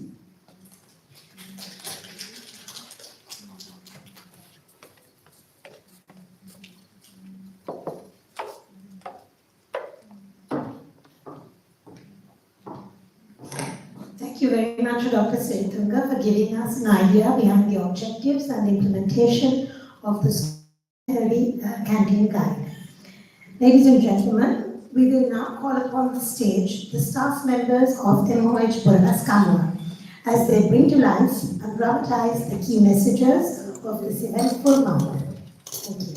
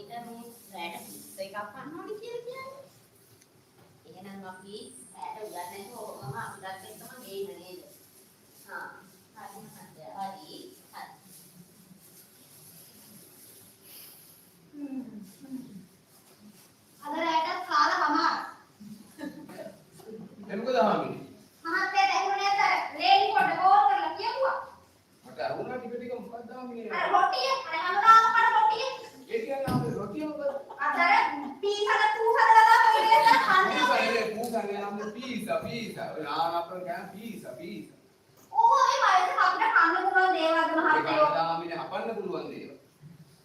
ඔහෙට ඕනනම් මොනක කපා ගන්න. මට නම් මේ ඔය උදාරාව ගන්න බෑ. දිනේෂා මගේ චූටි පුතාට මොකද කරන්නේ මේ? තාත්තා ගේම් කරනවා. කොහොමද ගෙනවද? පීසා ගෙනල්ලා ඒ පුතා ඉස්කෝලේ ගියද? අද කම්පැනි තුනක් දාස්සේ. අයියෝ මම බුදුන්ගේ මුත්තේ ඔයාලා දැන් අතවත දරුවෙක් නේද? ඕක අම්මෙල්ලලා බෑන්නේ ඉස්කෝලේ යනවා ක්‍රීඩා කරන්න. ඕ මගේ දිනේෂා ඒ මහත්තයා ආවද?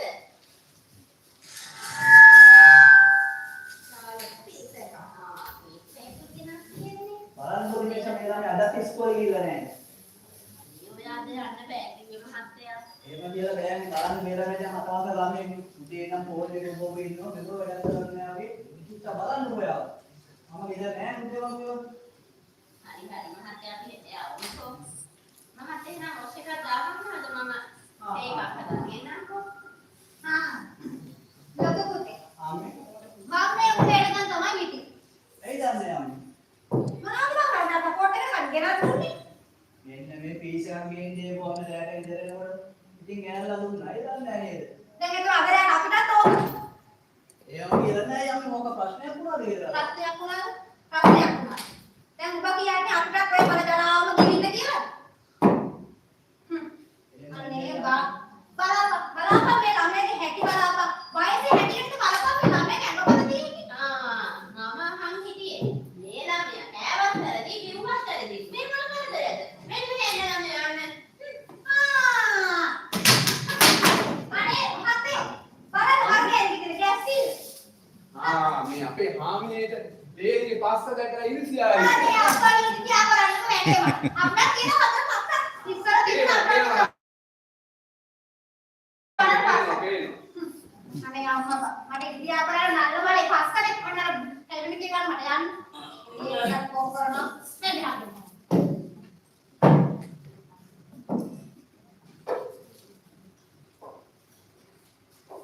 පුතා තාත්තේ මෙයා කරා. මෙයාට ඇයි දන්නේ තාත්තේ? ඒක ඒරන්න බැරි ප්‍රශ්නයක්නේ. බලන්න ඔබලා යන්න ඕල්ලාස කෑ ගහනවා. ඒක ඇවිල්ලා බොරුවර නෙමෙයිනේ බං. ඇත්තනේ. ඔලා අර දැරියට ඕන් නැති කෑමන දෙන්නේ. අම්මා කෑ ගහන්නේ ඉස්සර ඔයාලට දුන්න දේවල් දන්නවද මොනවද කියලා. ඔයා තේරෙනවා තාත්තේ ඉතින් මොනවා කරන්නද? ඒ ළමයා ඉතින් අපි කියන දේවල් මේ ආරපාරේ ඉතින් දෙන්නේ. ඒ කියලා අම්මා කියන්නේ කෑමන දින එක නෙමෙයි. අම්මා කියන්නේ අවශ්‍ය උමනා කෑම ටික දෙන්න කියලා. নানা ආකාර පැණි බීම අරහත් මේවා පීගාට් කියලා කියන ඩෝනට් කියන ඕ නෙමෙයි. අවශ්‍ය පොහේදායි ආහාර වේලා දෙන්න. පේනෝනේ දැඩියගේ ඇඟේ හැටි. බලන්න තාත්තේ මට පේන මොකක්ද වෙනසක් තියෙනවා කියලා. අපි පොඩ්ඩක් කතා කරලා බලමු. අම්මත් එක්ක බැලෙන්න එපා. ඔය දෙන්න කතා කරලා අම්මත් එක්ක කතා කරලා තේරුමක් කරගන්න. නැත්නම් හැමදාම මේක රණ්ඩු. කියලා බලමු.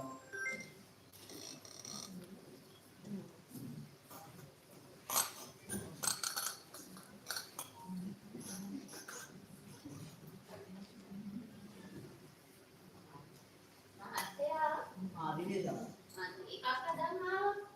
මොකද මේ ආවනේ ළඟ කල්පනා කරන්නේ. මම බලාගෙන මයින් කියේ. නෑ දිනේෂා මම මේ කරුණා කරේ අපේ අම්මා කියන එකේ තේරුමක් තියෙනවද මොකක්ද? මොනාද? කෑම ගැනද? එයා වුණා පොඩ්ඩක් කල්පනා කරන්නකෝ. අපේ දරුවා විසි ක්‍රීඩාවක් කරන්නේ ඉස්කෝලේ යනවත් ළමයි. ඒ ළමයි එකපතුනක් බලන්න නිකන් 4 වසර ළමයෙක් වගේ ඉතින් උස මහත් ගිහිල්ලා මට පොඩි වෙනසක් මොකක්ද තේරෙන්නේ නැද්ද ඒක? හරි මහත්තයාගේ උත්සාහ පිටින් මහත් වුණාම මොකෝ වෙන්නේ? එන්නා දිනේෂා එක ළමයා කීකී අපි උරතල් කරනවා වගේ නෙමෙයි මොකක් හරි දෙයක් වුණොත් අපිම නේද දුක්ඛ දෙන්න වෙන්නේ. නරක තමයි මේ ගැන පොඩ්ඩක් ආයෙත් කතා කරොත් එන්නේ. අපි එනකන් ડોක්ටර් කෙනෙකුට පෙන්නමු. ඒකත් වරදක් නෑ. පොඩ්ඩක් බලන්නකෝ මට දවසක් කියන්නේ දිනේෂා කොහොමද කතා කරනවා වගේ නේද? අනේ අපේ නිබ්බත් ඉස්සරහට හොඳයි. එන්න කල්ල වාඩි වෙන්න. කවුද අනේ? අර මිස්සෙල්ලා. ප්‍රශ්නේ භාගයක් ගෙදර ආවා වගේ නේද? ඒකදී කොහේ ප්‍රශ්නයක් නෑ. මේ අපේ ගෙදර පොඩි ප්‍රශ්නයක් මේ ඒ කාලේ මිස්ටර් මතක ඇතිනේ. ඒ ළමයා මේ කුට්ටම් මතයි නේද? ඉතින් මේ අන්න දෙන එකටයි බොන්න දෙන එකටයි ප්‍රශ්න. බබා පොඩ්ඩක් තේරෙනවා නේද පොඩ්ඩක් මේ වර්ධනය වැඩි වගේ තේරෙනවා ඉතින් මම විදියට පොඩි කාලෙත් එන්න කිව්වා ක්ලිනික් එකට ඔව් මිස් යාර මට නැත්නම් අපි එකක් ගියාම ඒක තමයි අපි කමන්නේ අපි පොඩ්ඩක් දැන් කතා කරලා බලමු අපේ ක්ලිනික් අනේ ඇවිල්ලා කොහොමද ඉතින් ඒ කාලෙකින් තමයි දැක්කේ ඒකනේ ආන් කාලෙකින් එන්න දැනුණානේ නෝනා මහත්තයාද මන් දන්නේ නැහැ දැකපු නැති අපි ක්ලිනික් එක බීරම කතා කරේ දිනේෂ් මම සාමාන්‍ය කුඩිස් මොන්නේ තැන්ක් යූ කුඩිස් ඒ වගේ නම් මොකක්ද දරාවක් බෝන හදන්න එපා කුඩිස් නැත්නම් ඒ දරාවක් බෝන ඒ මිනිස්සු නෝනා ඔව් අනේ මම්නේ නෝනා හම්බෙන්නම තමයි හිටියේ නෝනා ගෙදර ආව නැත්නම් නෝනා ඉන්න කාර්යාලයකට හරි හොයාගෙන ඉන්න තමයි හිටියේ යෝ දැන් මම ආවනේ ඇයි දන්නේ එකපාරට ප්‍රශ්න ගෙදර ප්‍රශ්න හරියට මේක කිව්ව ප්‍රශ්නයක් කියනවා නම් කියලා ඇති මේක තමයි ප්‍රශ්න හදන්නේ ඔව් අනේකද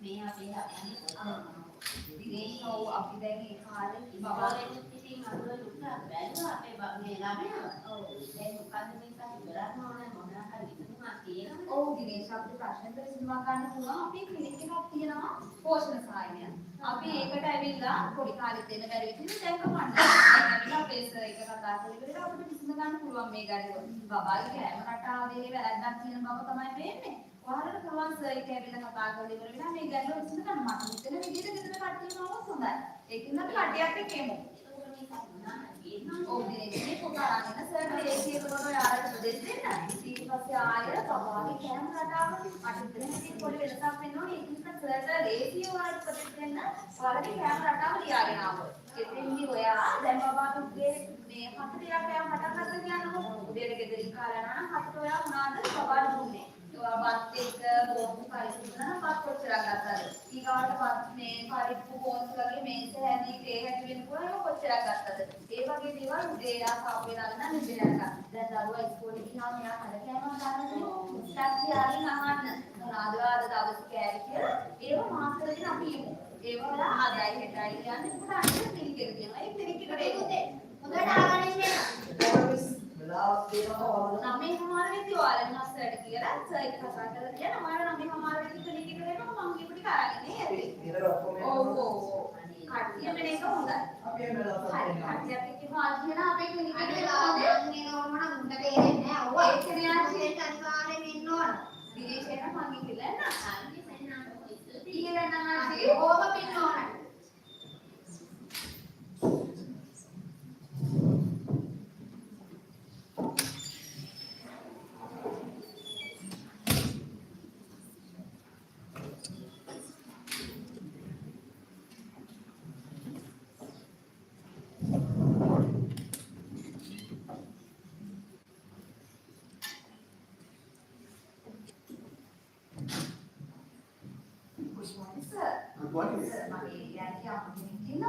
ඒකෙන් පොඩි ප්‍රශ්නයක් වෙලා තියෙනවා.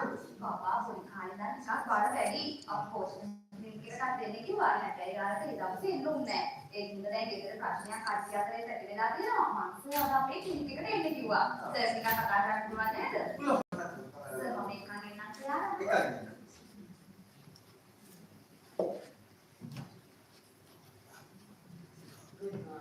good morning දිනේෂ් වෙලාවට ආවේ මම සර්ට ප්‍රශ්න කිව්වා විතරයි. ඔන්න මේ අම්ම කට්ටියත් එක්කම ඇවිල්ලා. ඒකනේ අපි ඔක්කොම ආන්සර් කරනවා හරි කිව්වා විතරයි. Sir good morning doctor in bari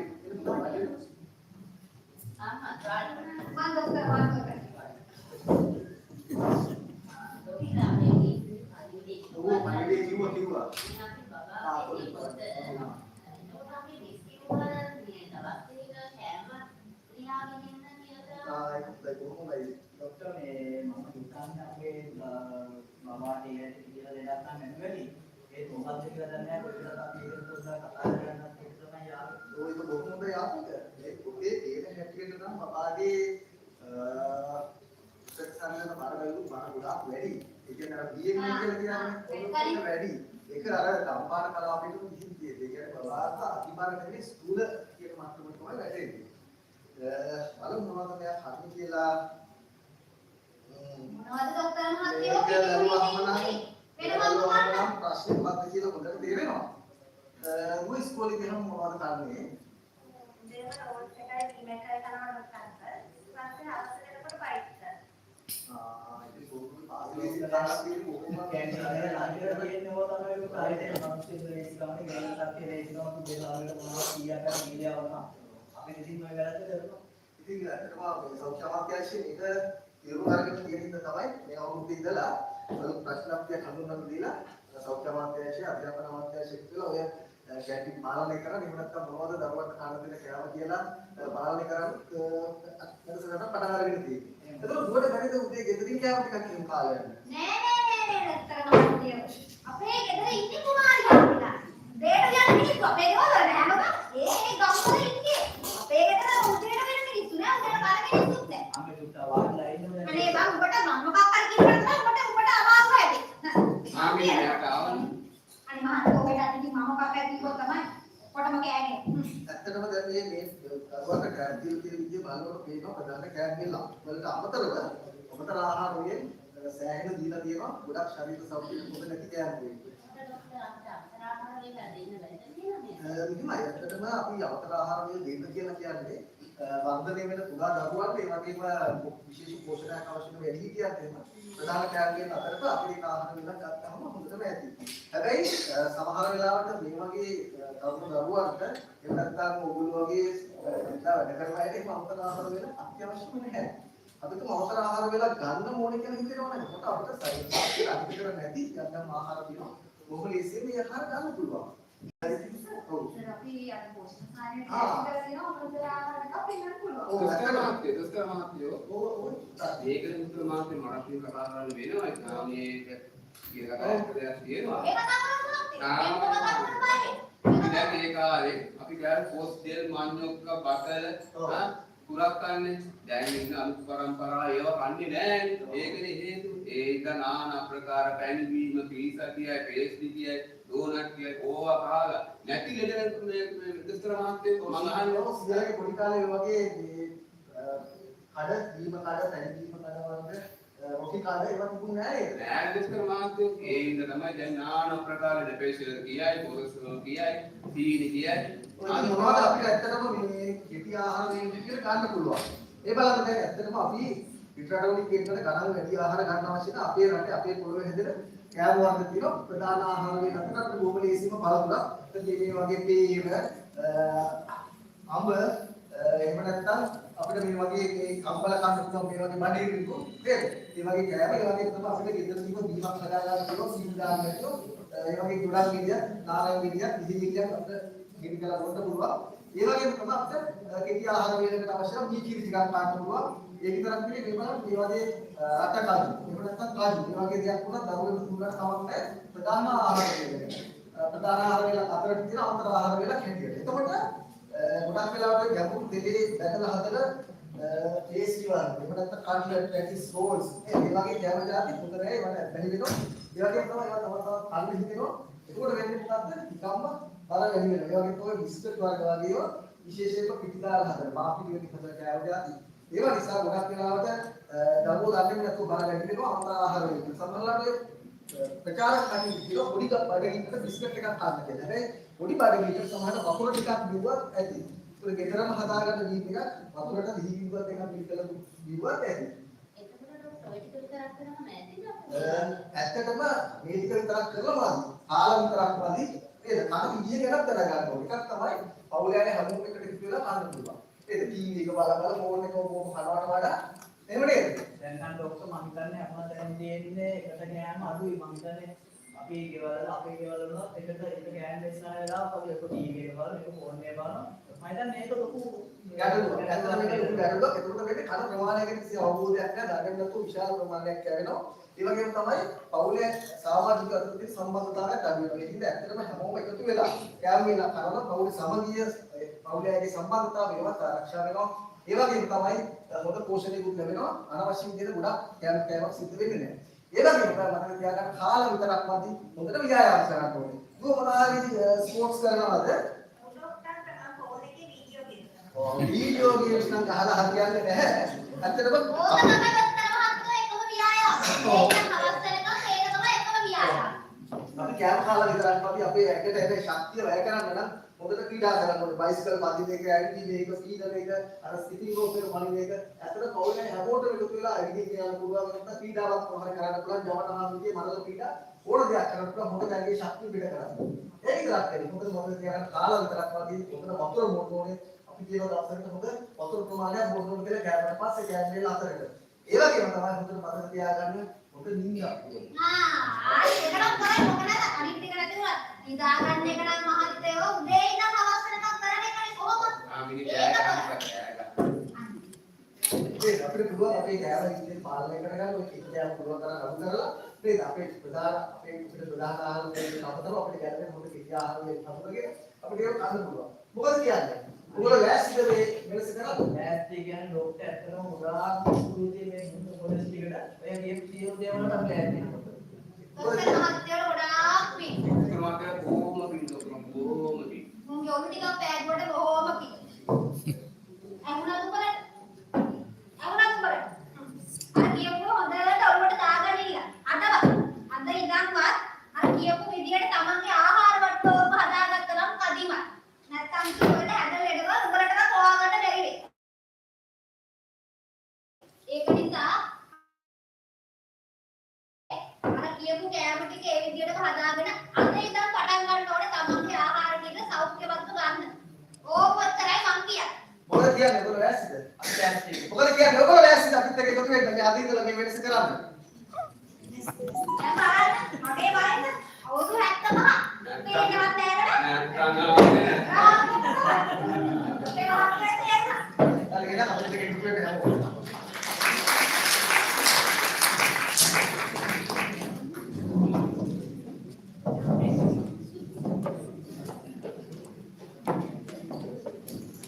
Ladies and gentlemen, let's have another round of applause for the wonderful team from the NOH office for last summer.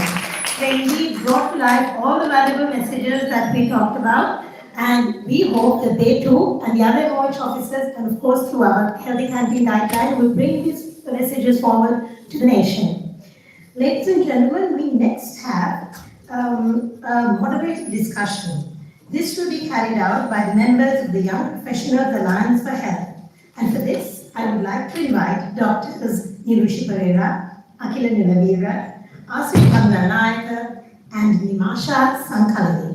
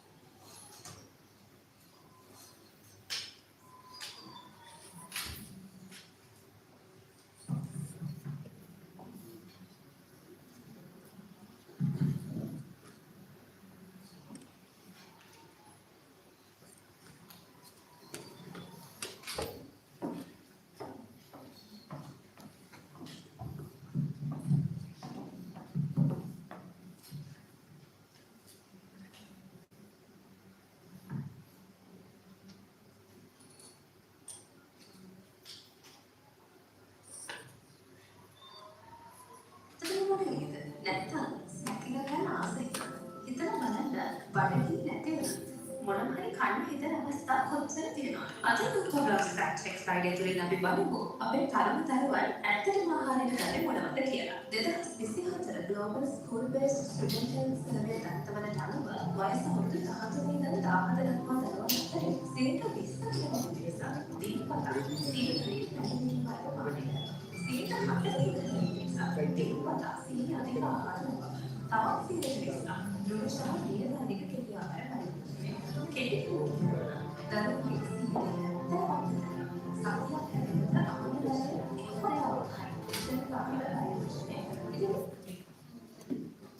සියලු දෙනාගෙන් අවසරයි. මේ අවුරුද්දේ ජාතික පෝෂණ මාසය වෙනුවෙන් සෞඛ්‍ය අමාත්‍යාංශය මගින් තේමාව විදිහට ඉදිරිපත් කරලා තියෙන්නේ Rethink Snacks. ඉතින් ඔබ දැන් මේ තිරේ දැක්කේ යූපා අපි පෝෂණ මාසය වෙනුවෙන් හදපු බ්ලොග් මාලාවේ පළවෙනි බ්ලොග් සීරීස් එක. යූපා කියන්නේ මොකක්ද කියලා මම මුලින්ම කියන්නම්. යූපා කියන්නේ සෞඛ්‍ය සඳහා වූ තරුණ වෘත්තිකයන්ගේ සන්ධානය. ඒ කියන්නේ තමන්ගේ වගේම අනිත් අයගේ සෞඛ්‍ය වැඩිදියුණු කිරීමට බොහෝම කැමැත්තක් ඇති විවිධ ක්ෂේත්‍රවල නියැලෙන තරුණ වෘත්තිකයන්ගේ එකතුවක්. ඉතින් යූපා අපේ ප්‍රධානතම අරමුණ තමයි යුව කණ්ඩායමේ ඉන්න අපි වගේම අනිත් අයගේ ඒ කියන්නේ ප්‍රජාවගේ සෞඛ්‍ය සහ යහපැවැත්ම තියෙන තත්ත්වයට වඩා තවත් උසස් ලෙස වැඩි දියුණු කරලා සතුටුදායක තැනට ගෙන යන්නේ කොහොමද කියලා අවබෝධය ඇති කරවීම හා ඒ වෙනුවෙන් ක්‍රියාත්මක වීම. එහෙමනම් මේ පෝෂණ මාසයේ Rethink Snacks කියන තේමාව ඔස්සේ සාකච්ඡා ඉදිරියට ගෙන යාමට යූප නියෝජනය කරමින් අද අපි හා සම්බන්ධ වෙන්නේ වෛද්‍ය ආශ්‍රී කරුණානායක යූපාහි ආරම්භක සභාපතිතුමන් ඒ වගේම වෛද්‍ය අඛිල නිලවීර යූපාහි හිටපු සභාපතිතුමන් ඒ වගේම යූපා ෆුඩ් වෙන්චර් සම්බන්ධීකාරක බෞද්ධ චිකිත්සක නිමාෂා සංකල්පි මෙන්නයි. එහෙනම් සාකච්ඡාව ආරම්භ කරමු. වෛද්‍ය අඛිලගෙන් තමයි අපි සාකච්ඡාව ආරම්භ කරන්නේ. අඛිලයි අපිට කියන්නකෝ දැන් අපිට තියෙන ප්‍රධානම ප්‍රශ්නයක් තමයි එතකොට ඉතින් අපි ඇත්තටම මොනවද කන්නේ? ඔව් මේක තමයි ලොකුම ප්‍රශ්නය. මම හිතන්නේ දැන් අපි හැමදාම සෞඛ්‍ය ශ්‍රේෂ්ඨ වෙන්න පුළුවන් පෝෂණය ගැන සංවේදී හැමෝම කතා කරද්දී කියනවා දැන් අද හැමතැනම අපි කතා වුණා සීනි අධික, ලුණු අධික, මේද අධික ආහාර ගන්න එපා. ප්‍රොසෙස් ෆුඩ් වලට යන්න එපා. එතකොට දැන් මේ පහුගිය සතිය පුරා ඇත්තටම සමාජ මාධ්‍ය තුල අහපු ලොකුම ප්‍රශ්නේ එහෙනම් මොනවද කන්න තියෙන්නේ? කැන්ටින් වල එහෙනම් මොනවද විකුණන්න තියෙන්නේ? මට හිතෙනවා අපි ඇත්තටම විකුණන්න තියෙන ඔප්ෂන්ස්, කන්න තියෙන ඔප්ෂන්ස් ගැන කතා කරනවා මදිද? අපි ඒක එළියට දෙනවා මදිද? පණිවිඩය අරන් යනවා මදිද කියලා.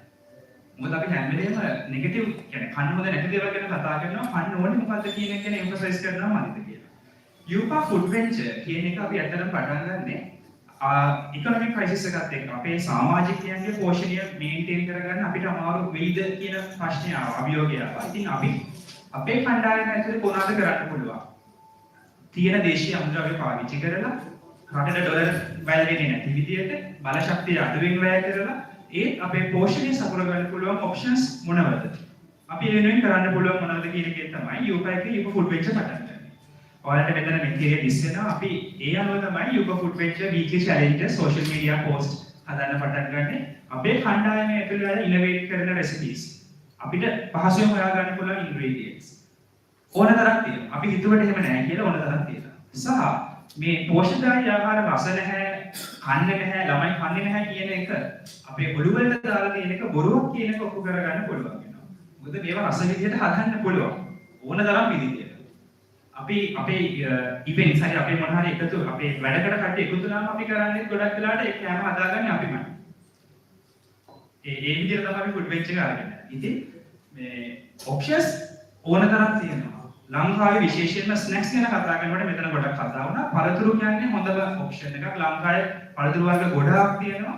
ඒ වගේම ලංකාවේ තියෙන දේශීය අමුද්‍රව්‍ය ඕන තරම් තියෙන අපිට පාවිච්චි කරන්න පුළුවන්. මේ අපි දැන් දැනට ප්‍රසිද්ධ ස්නැක්ස් කියලා තියෙන දේවල් බේකරි අයිටම්ස් වෙන්න පුළුවන් මොනවා හරි හැම එකම අපිට රිප්ලේස් කරන්න පුළුවන්.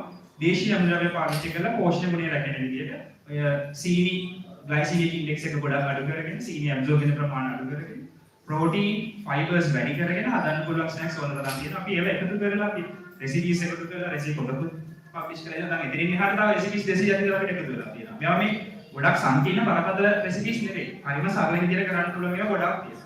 පළතුරු කන විදිය පුරුදු ඇති කරගන්නකත් ඒ වගේම එකක්. ඉතින් මම හිතනවා මේ කන්න දේවල් නැහැ කියන එක හරිම බොරුවක්.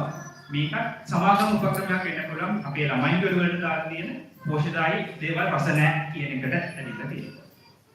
බොහොම ස්තුතියි අඛිලයි ඔයාගේ වටිනා අදහස් වලට. සාකච්ඡාව ඉදිරියට යද්දී දෙවෙනි ප්‍රශ්නය යොමු වෙන්නේ සංකලනයට. ඉතින් සංකලනය අපිට කියන්නකෝ ඔයාගේ පෞද්ගලික අත්දැකීමත් එක්ක මේ අඛිලයි කියන විදිහට මිනිස්සු ඔය කෑම ඇත්තටම කනවා. ඔව් ඇත්තටම ඒකට කෙටි පිළිතුරක් දුන්නොත් ඇත්තටම ඒ වගේ කෑම මිනිස්සු කනවා. ඒක මගේ අත්දැකීමෙන් ඔයාලත් එක්ක ෂෙයා කරගන්න හිතුවොත් ගොඩක් මිනිස්සු හිතනවා සෞඛ්‍ය සම්පන්න විදිහට හදන ආහාර කන්න බැහැ ඒ වගේම ඒවා රස නැහැ කියලා. මම උදාහරණයක් විදිහට පටන් ගන්නම් අපේ යූපා වල ගොඩක්ම ජනප්‍රිය වෙච්ච රෙසිපියක් තමයි වට්ටක්ක කුරක්කම් කප් කේක් එක. එතකොට කෙනෙක්ට හිතෙන්න පුළුවන් කුරක්කම් වලින් කේක් හදන්න පුළුවන්ද කියලා.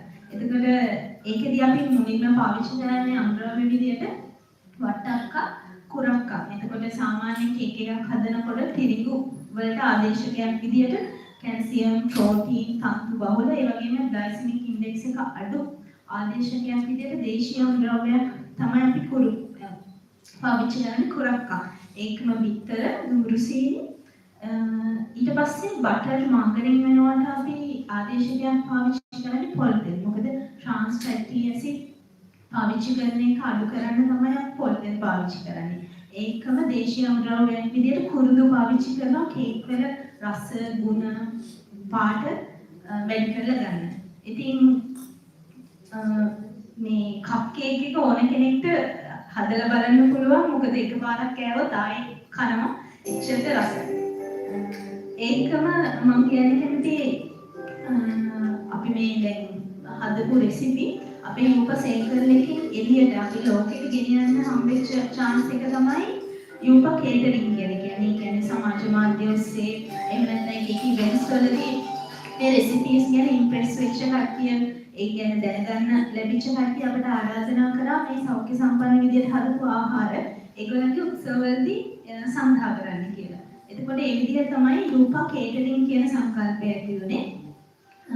ඒකම එතකොට අපි මේ දේවල් සංග්‍රහ කරනකොට ඒ කෑමවල රස බලපු කට්ටිය දීපු ෆීඩ්බැක්ස් ඒ කට්ටිය දීපු හොඳ ප්‍රතිචාර ඒ වගේම සෞඛ්‍ය සම්පන්න විදිහට හදපු ආහාර ගැන ඒගොල්ලෝ දරපු මතයන් වෙනස් වුණා වගේ දීපු හොඳ ප්‍රතිචාරات එක්ක ඒකේම ෆුඩ් ස්ටෝල්ස් වලදී මිනිස්සු සල්ලි දීලා ගන්නවා මේ සෞඛ්‍යමත් විදිහට හදපු ආහාර. ඉතින් ඒ දේවල් එක්ක අපිට අහවුරු වුණා ඇත්තට මේ සෞඛ්‍ය සම්පන්න විදිහට හදපු ආහාර රස නැහැ ඒ වගේම කන්න නැහැ කියන එක බොරුවක් කියලා. ඉතින් ඒකම තමයි අපිට ඒ කෑම වලට තියෙන ඉල්ලුම දවසින් දවස වැඩි වෙනවා. ඒ වගේම තමයි කේටරින් අපිට කරගන්න බැරි තරම් ප්‍රමාණය විශාල ප්‍රමාණයේ ඕඩර්ස් එන්න ගන්නවා. ඉතින් අපි හිතනවා ඇත්තටම සෞඛ්‍ය සම්පන්න විදිහට හදන ආහාර කන්න බෑ කියන එක බොරුවක් කියලා. ඒකම තමයි අපි රීතිංක් ස්නැක්ස් ගැන කතා කරා. ඒ ගිය අවුරුද්දේ පෝෂණ මාසයේදී අපි පළතුරු කන එක ප්‍රොමෝට් කරන්න කරපු ෆුඩ් බෙන්ච් චැලෙන්ජ් එකක් තමයි දවසට පළතුරු දෙකක්වත් කන්න කියන එක. ඉතින් ඒක අපි සමාජ මාධ්‍ය ඔස්සේ අපේ දන්න අඳුන අය ටැග් කරන එකකින් ඒකට උනන්දු කරා. එතකොට ඒකත් එක්ක ගොඩක් අය අපිත් එක්ක දවසට පළතුරු දෙකක් කාලා සමාජ මාධ්‍ය ඔස්සේ ඒගොල්ලන්ගේ පින්තූර පළ කරනවා. ඒ වගේම පාඩේ හම්බුණත් ඒ ගැන හොඳ ප්‍රතිචාර අපිට දක්වනවා. මේ පළතුරු කාපු එකෙන් ඒගොල්ලන්ට කොච්චර හොඳ ඉම්පැක්ට් එකක් ලැබුණාද කියලා. ඒ වගේ මම හිතන්නේ ඒ වගේ චූටි වෙනසක් තමයි අපි කරේ. ඒ වෙනසෙන් ලොකු දෙයක් ලොකු වෙනසක් මිනිස්සුන්ගේ ජීවිතවල කරන්න පුළුවන් වුණා කියලා ඒ නිහතමානී සතුටත් අපි ගාව දිනනවා. ඉතින් මම හිතන්නේ යූපයිකත් එක්ක සම්බන්ධ වීමත් එක්ක ඇත්තටම ආහාර පුරුදු වල වෙනස්කම් විතරක් වුණා නෙමෙයි. අපි යූපයිකේ වැඩත් එක්ක සක්‍රියව දායක වෙච්ච නිසා අපිට හොඳ මෙන්ටර්ෂිප් එකක් තියෙනවා. ඒ වගේම හොඳ සපෝටිව් සිස්ටම් එකක් තියෙනවා. අපි පුරුතේ විදිහට දැනුම බෙදා හදාගෙන අපිව දිනු කරගෙන අපේ ජීවිතේ සැප වැඩි කරගන්න තමයි හැමතිස්සෙම උත්සාහ කරන්නේ හවුලක් විදිහට. ඉතින් මම හිතනවා මේ වැඩ කරපු එකෙන් අපිට දේවල් වෙනස් කරගන්න, දේවල් දිහා අලුත් විදිහට බලන්න, එක සිටුේෂන්ස් කොහොමද ඇනලයිස් කරන්නේ, ඒවා හොඳට හැන්ඩල් කරන්නේ කොහොමද කියන එක ගැන ලොකු අවබෝධයක් ඇති වුණා වගේම මේ දේවල් වලින් අපේ ජීවිතේ වෙනස් කරගන්න පුළුවන් වුණා කියලා මම හිතනවා. ඉතින් අද අපි කතා කරපු විදිහට මේ උදාහරණ අද දවසේ ගොඩක් කතා කරා රීතිං ස්නැක්ස් ගැන. ඒ වගේ පොඩි වෙනසක් කරන්න ජීවිතේ බලන විදිය පොඩි වෙනසක් කරන්න, පොඩි රිස්ක් එකක් අරගන්න. ඒ වගේ වෙනසකින් ඔයාලගේ ජීවිතේ හෙල්දි පැත්තට ගෙනියන පළවෙනි ස්ටෙප් එක ගන්න කියලා ආරාධනා කරනවා. ගොඩක් ස්තුතියි වටිනා අදහස් වලට. ඉතින් සාකච්ඡාවේ අවසාන ප්‍රශ්නය යොමු වෙන්නේ ආසිරි අයියට. දැන් යූප සංකල්පයක් අපි වෙනස් වෙලානේ.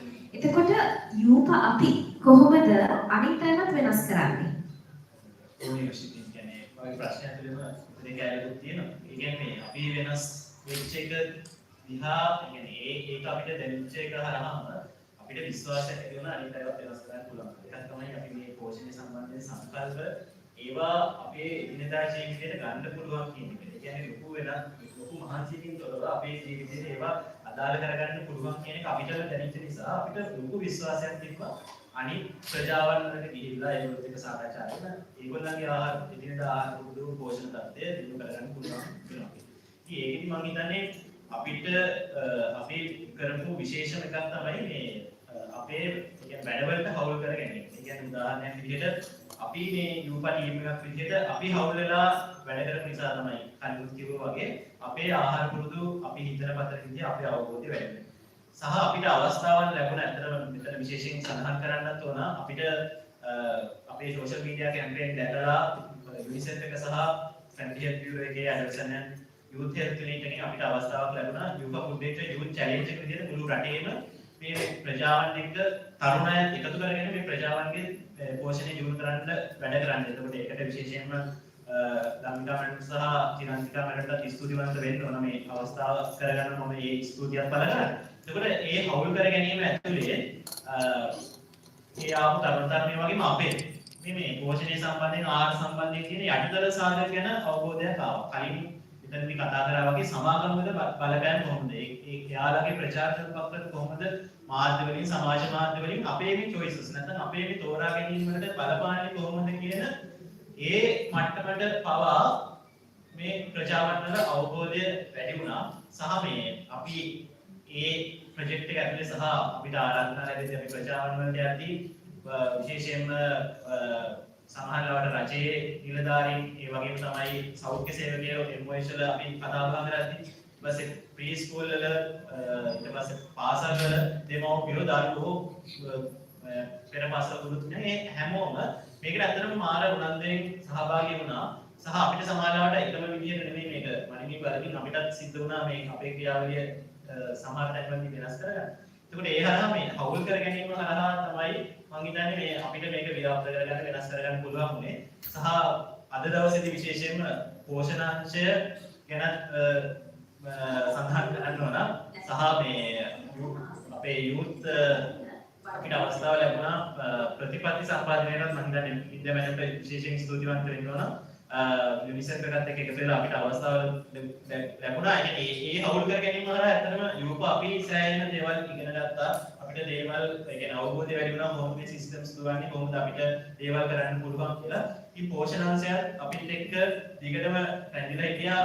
සහ අපි හැමතිස්සෙම මේ තාක්ෂණික දැනුම ලබා ගත්තේ ෆුඩ් බේස් ඩයට් ගයිඩ්ලයින් එකෙන් මේ පොතේ තියෙන සංකල්ප හරහා තමයි අපි ප්‍රජාවන් වලට ගිහිල්ලා කතා කරේ. ඉතින් අද දවසේ විශේෂයෙන්ම මොනිකා මැඩම්ට සහ අනිතා මැඩම්ට ස්තුතිවන්ත වෙනවා. යුප අපිට මේ නැෂනල් ඉවෙන්ට් එකේ අවස්ථාවක් ලබා දුන්න එක සම්බන්ධයෙන් අපි කොහොමද වැඩ කළේ කියලා ඔයාලත් එක්ක බෙදා ගන්න. බොහොම ස්තුතියි. බොහොම ස්තුතියි.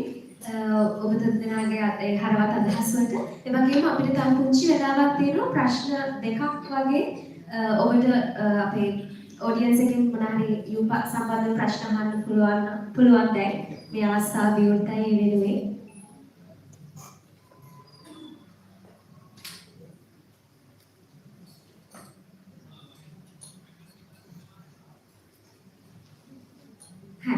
එහෙනම් බොහොමත් ස්තුතියි අපි සාකච්ඡා සමාවෙන්න ප්‍රශ්නයක් තියෙනවා.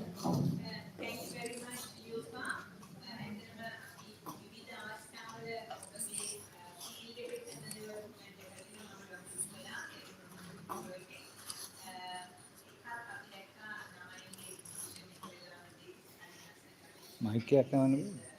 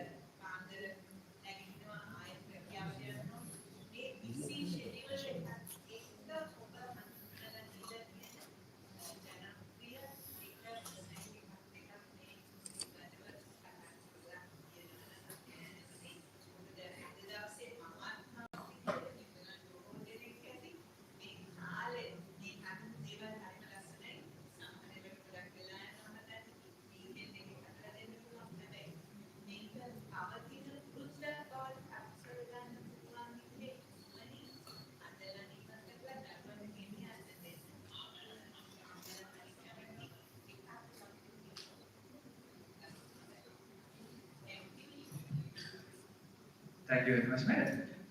ඒක මම සංකල්පයක් එක කතා කරොත් one pot meal කියන සංකල්පය අපි ගොඩක් try කරා promote කරන්න. මොකද මේ ඇත්තටම කාර්යබහුල කෙනෙක්ට සහ වේලාව අඩු සහ බලශක්තිය කියන ප්‍රශ්නයකුත් තියෙන හින්දා ලංකාවේ ගොඩක් කාර්යයක් one pot meal එක ඇතුලේ අපිට පුළුවන් මේ දේශීය හදා ගන්න පුළුවන් recipes ගොඩාක් හදන්න පුළුවන්. කියන්නේ fried rice කියන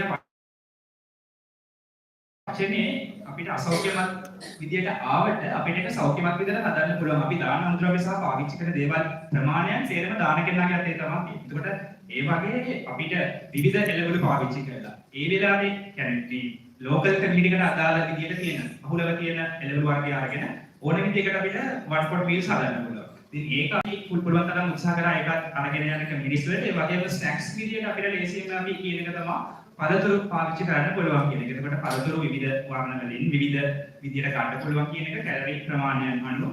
එතකොට අපි මේ වගේ දේවල් මේ පුළුවන් තරම් උත්සාහ කරා ප්‍රොමෝට් කරන්න ලේසියෙන් පහසුවෙන් පාවිච්චි කරන්න පුළුවන් කියන එක. මම තව පොඩ්ඩක් ඇඩ් කරොත් දැන් මේ කැන්ටින් සහ අනිත් තැන් වලට අපි දැන් මේ අර කෑම සේරම අයින් කරන්න කියලා අපේ දේශීය අමුද්‍රව්‍ය වලින් පොෂ්ටිදායක ආහාර සප්ලයි කරන්න කියනකොට එතන මම හිතනවා අපි තව පොඩ්ඩක් උත්සාහ කරලා ඉතින් අමුද්‍රව්‍ය සපයා ගැනීම සහ සප්ලයි චේන් මැනේජ්මන්ට් කොහොමද වෙන්නේ කියන එක ගැන අවධානය යොමු කරලා ඒ දේවල් يعني ප්‍රොපර් සප්ලයි එකකට අපිට අමුද්‍රව්‍ය නිරන්තරයෙන් හම්බෙන විදිහට කැන්ටින්ස් වලට හදන්න පුළුවන් වුණොත් එයාලා ඒක අරගෙන කරයි කියන එක.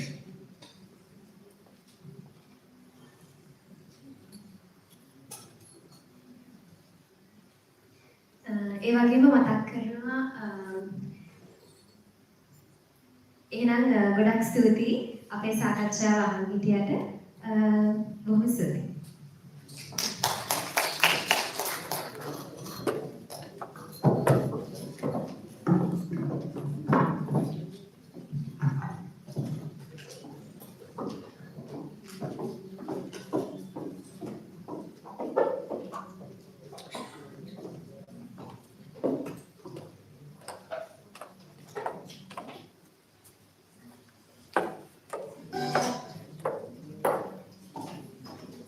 Thank you very much to the young and energetic team from UPA for that perceptive discussion and also for letting us know that these changes can be done by sharing their experiences.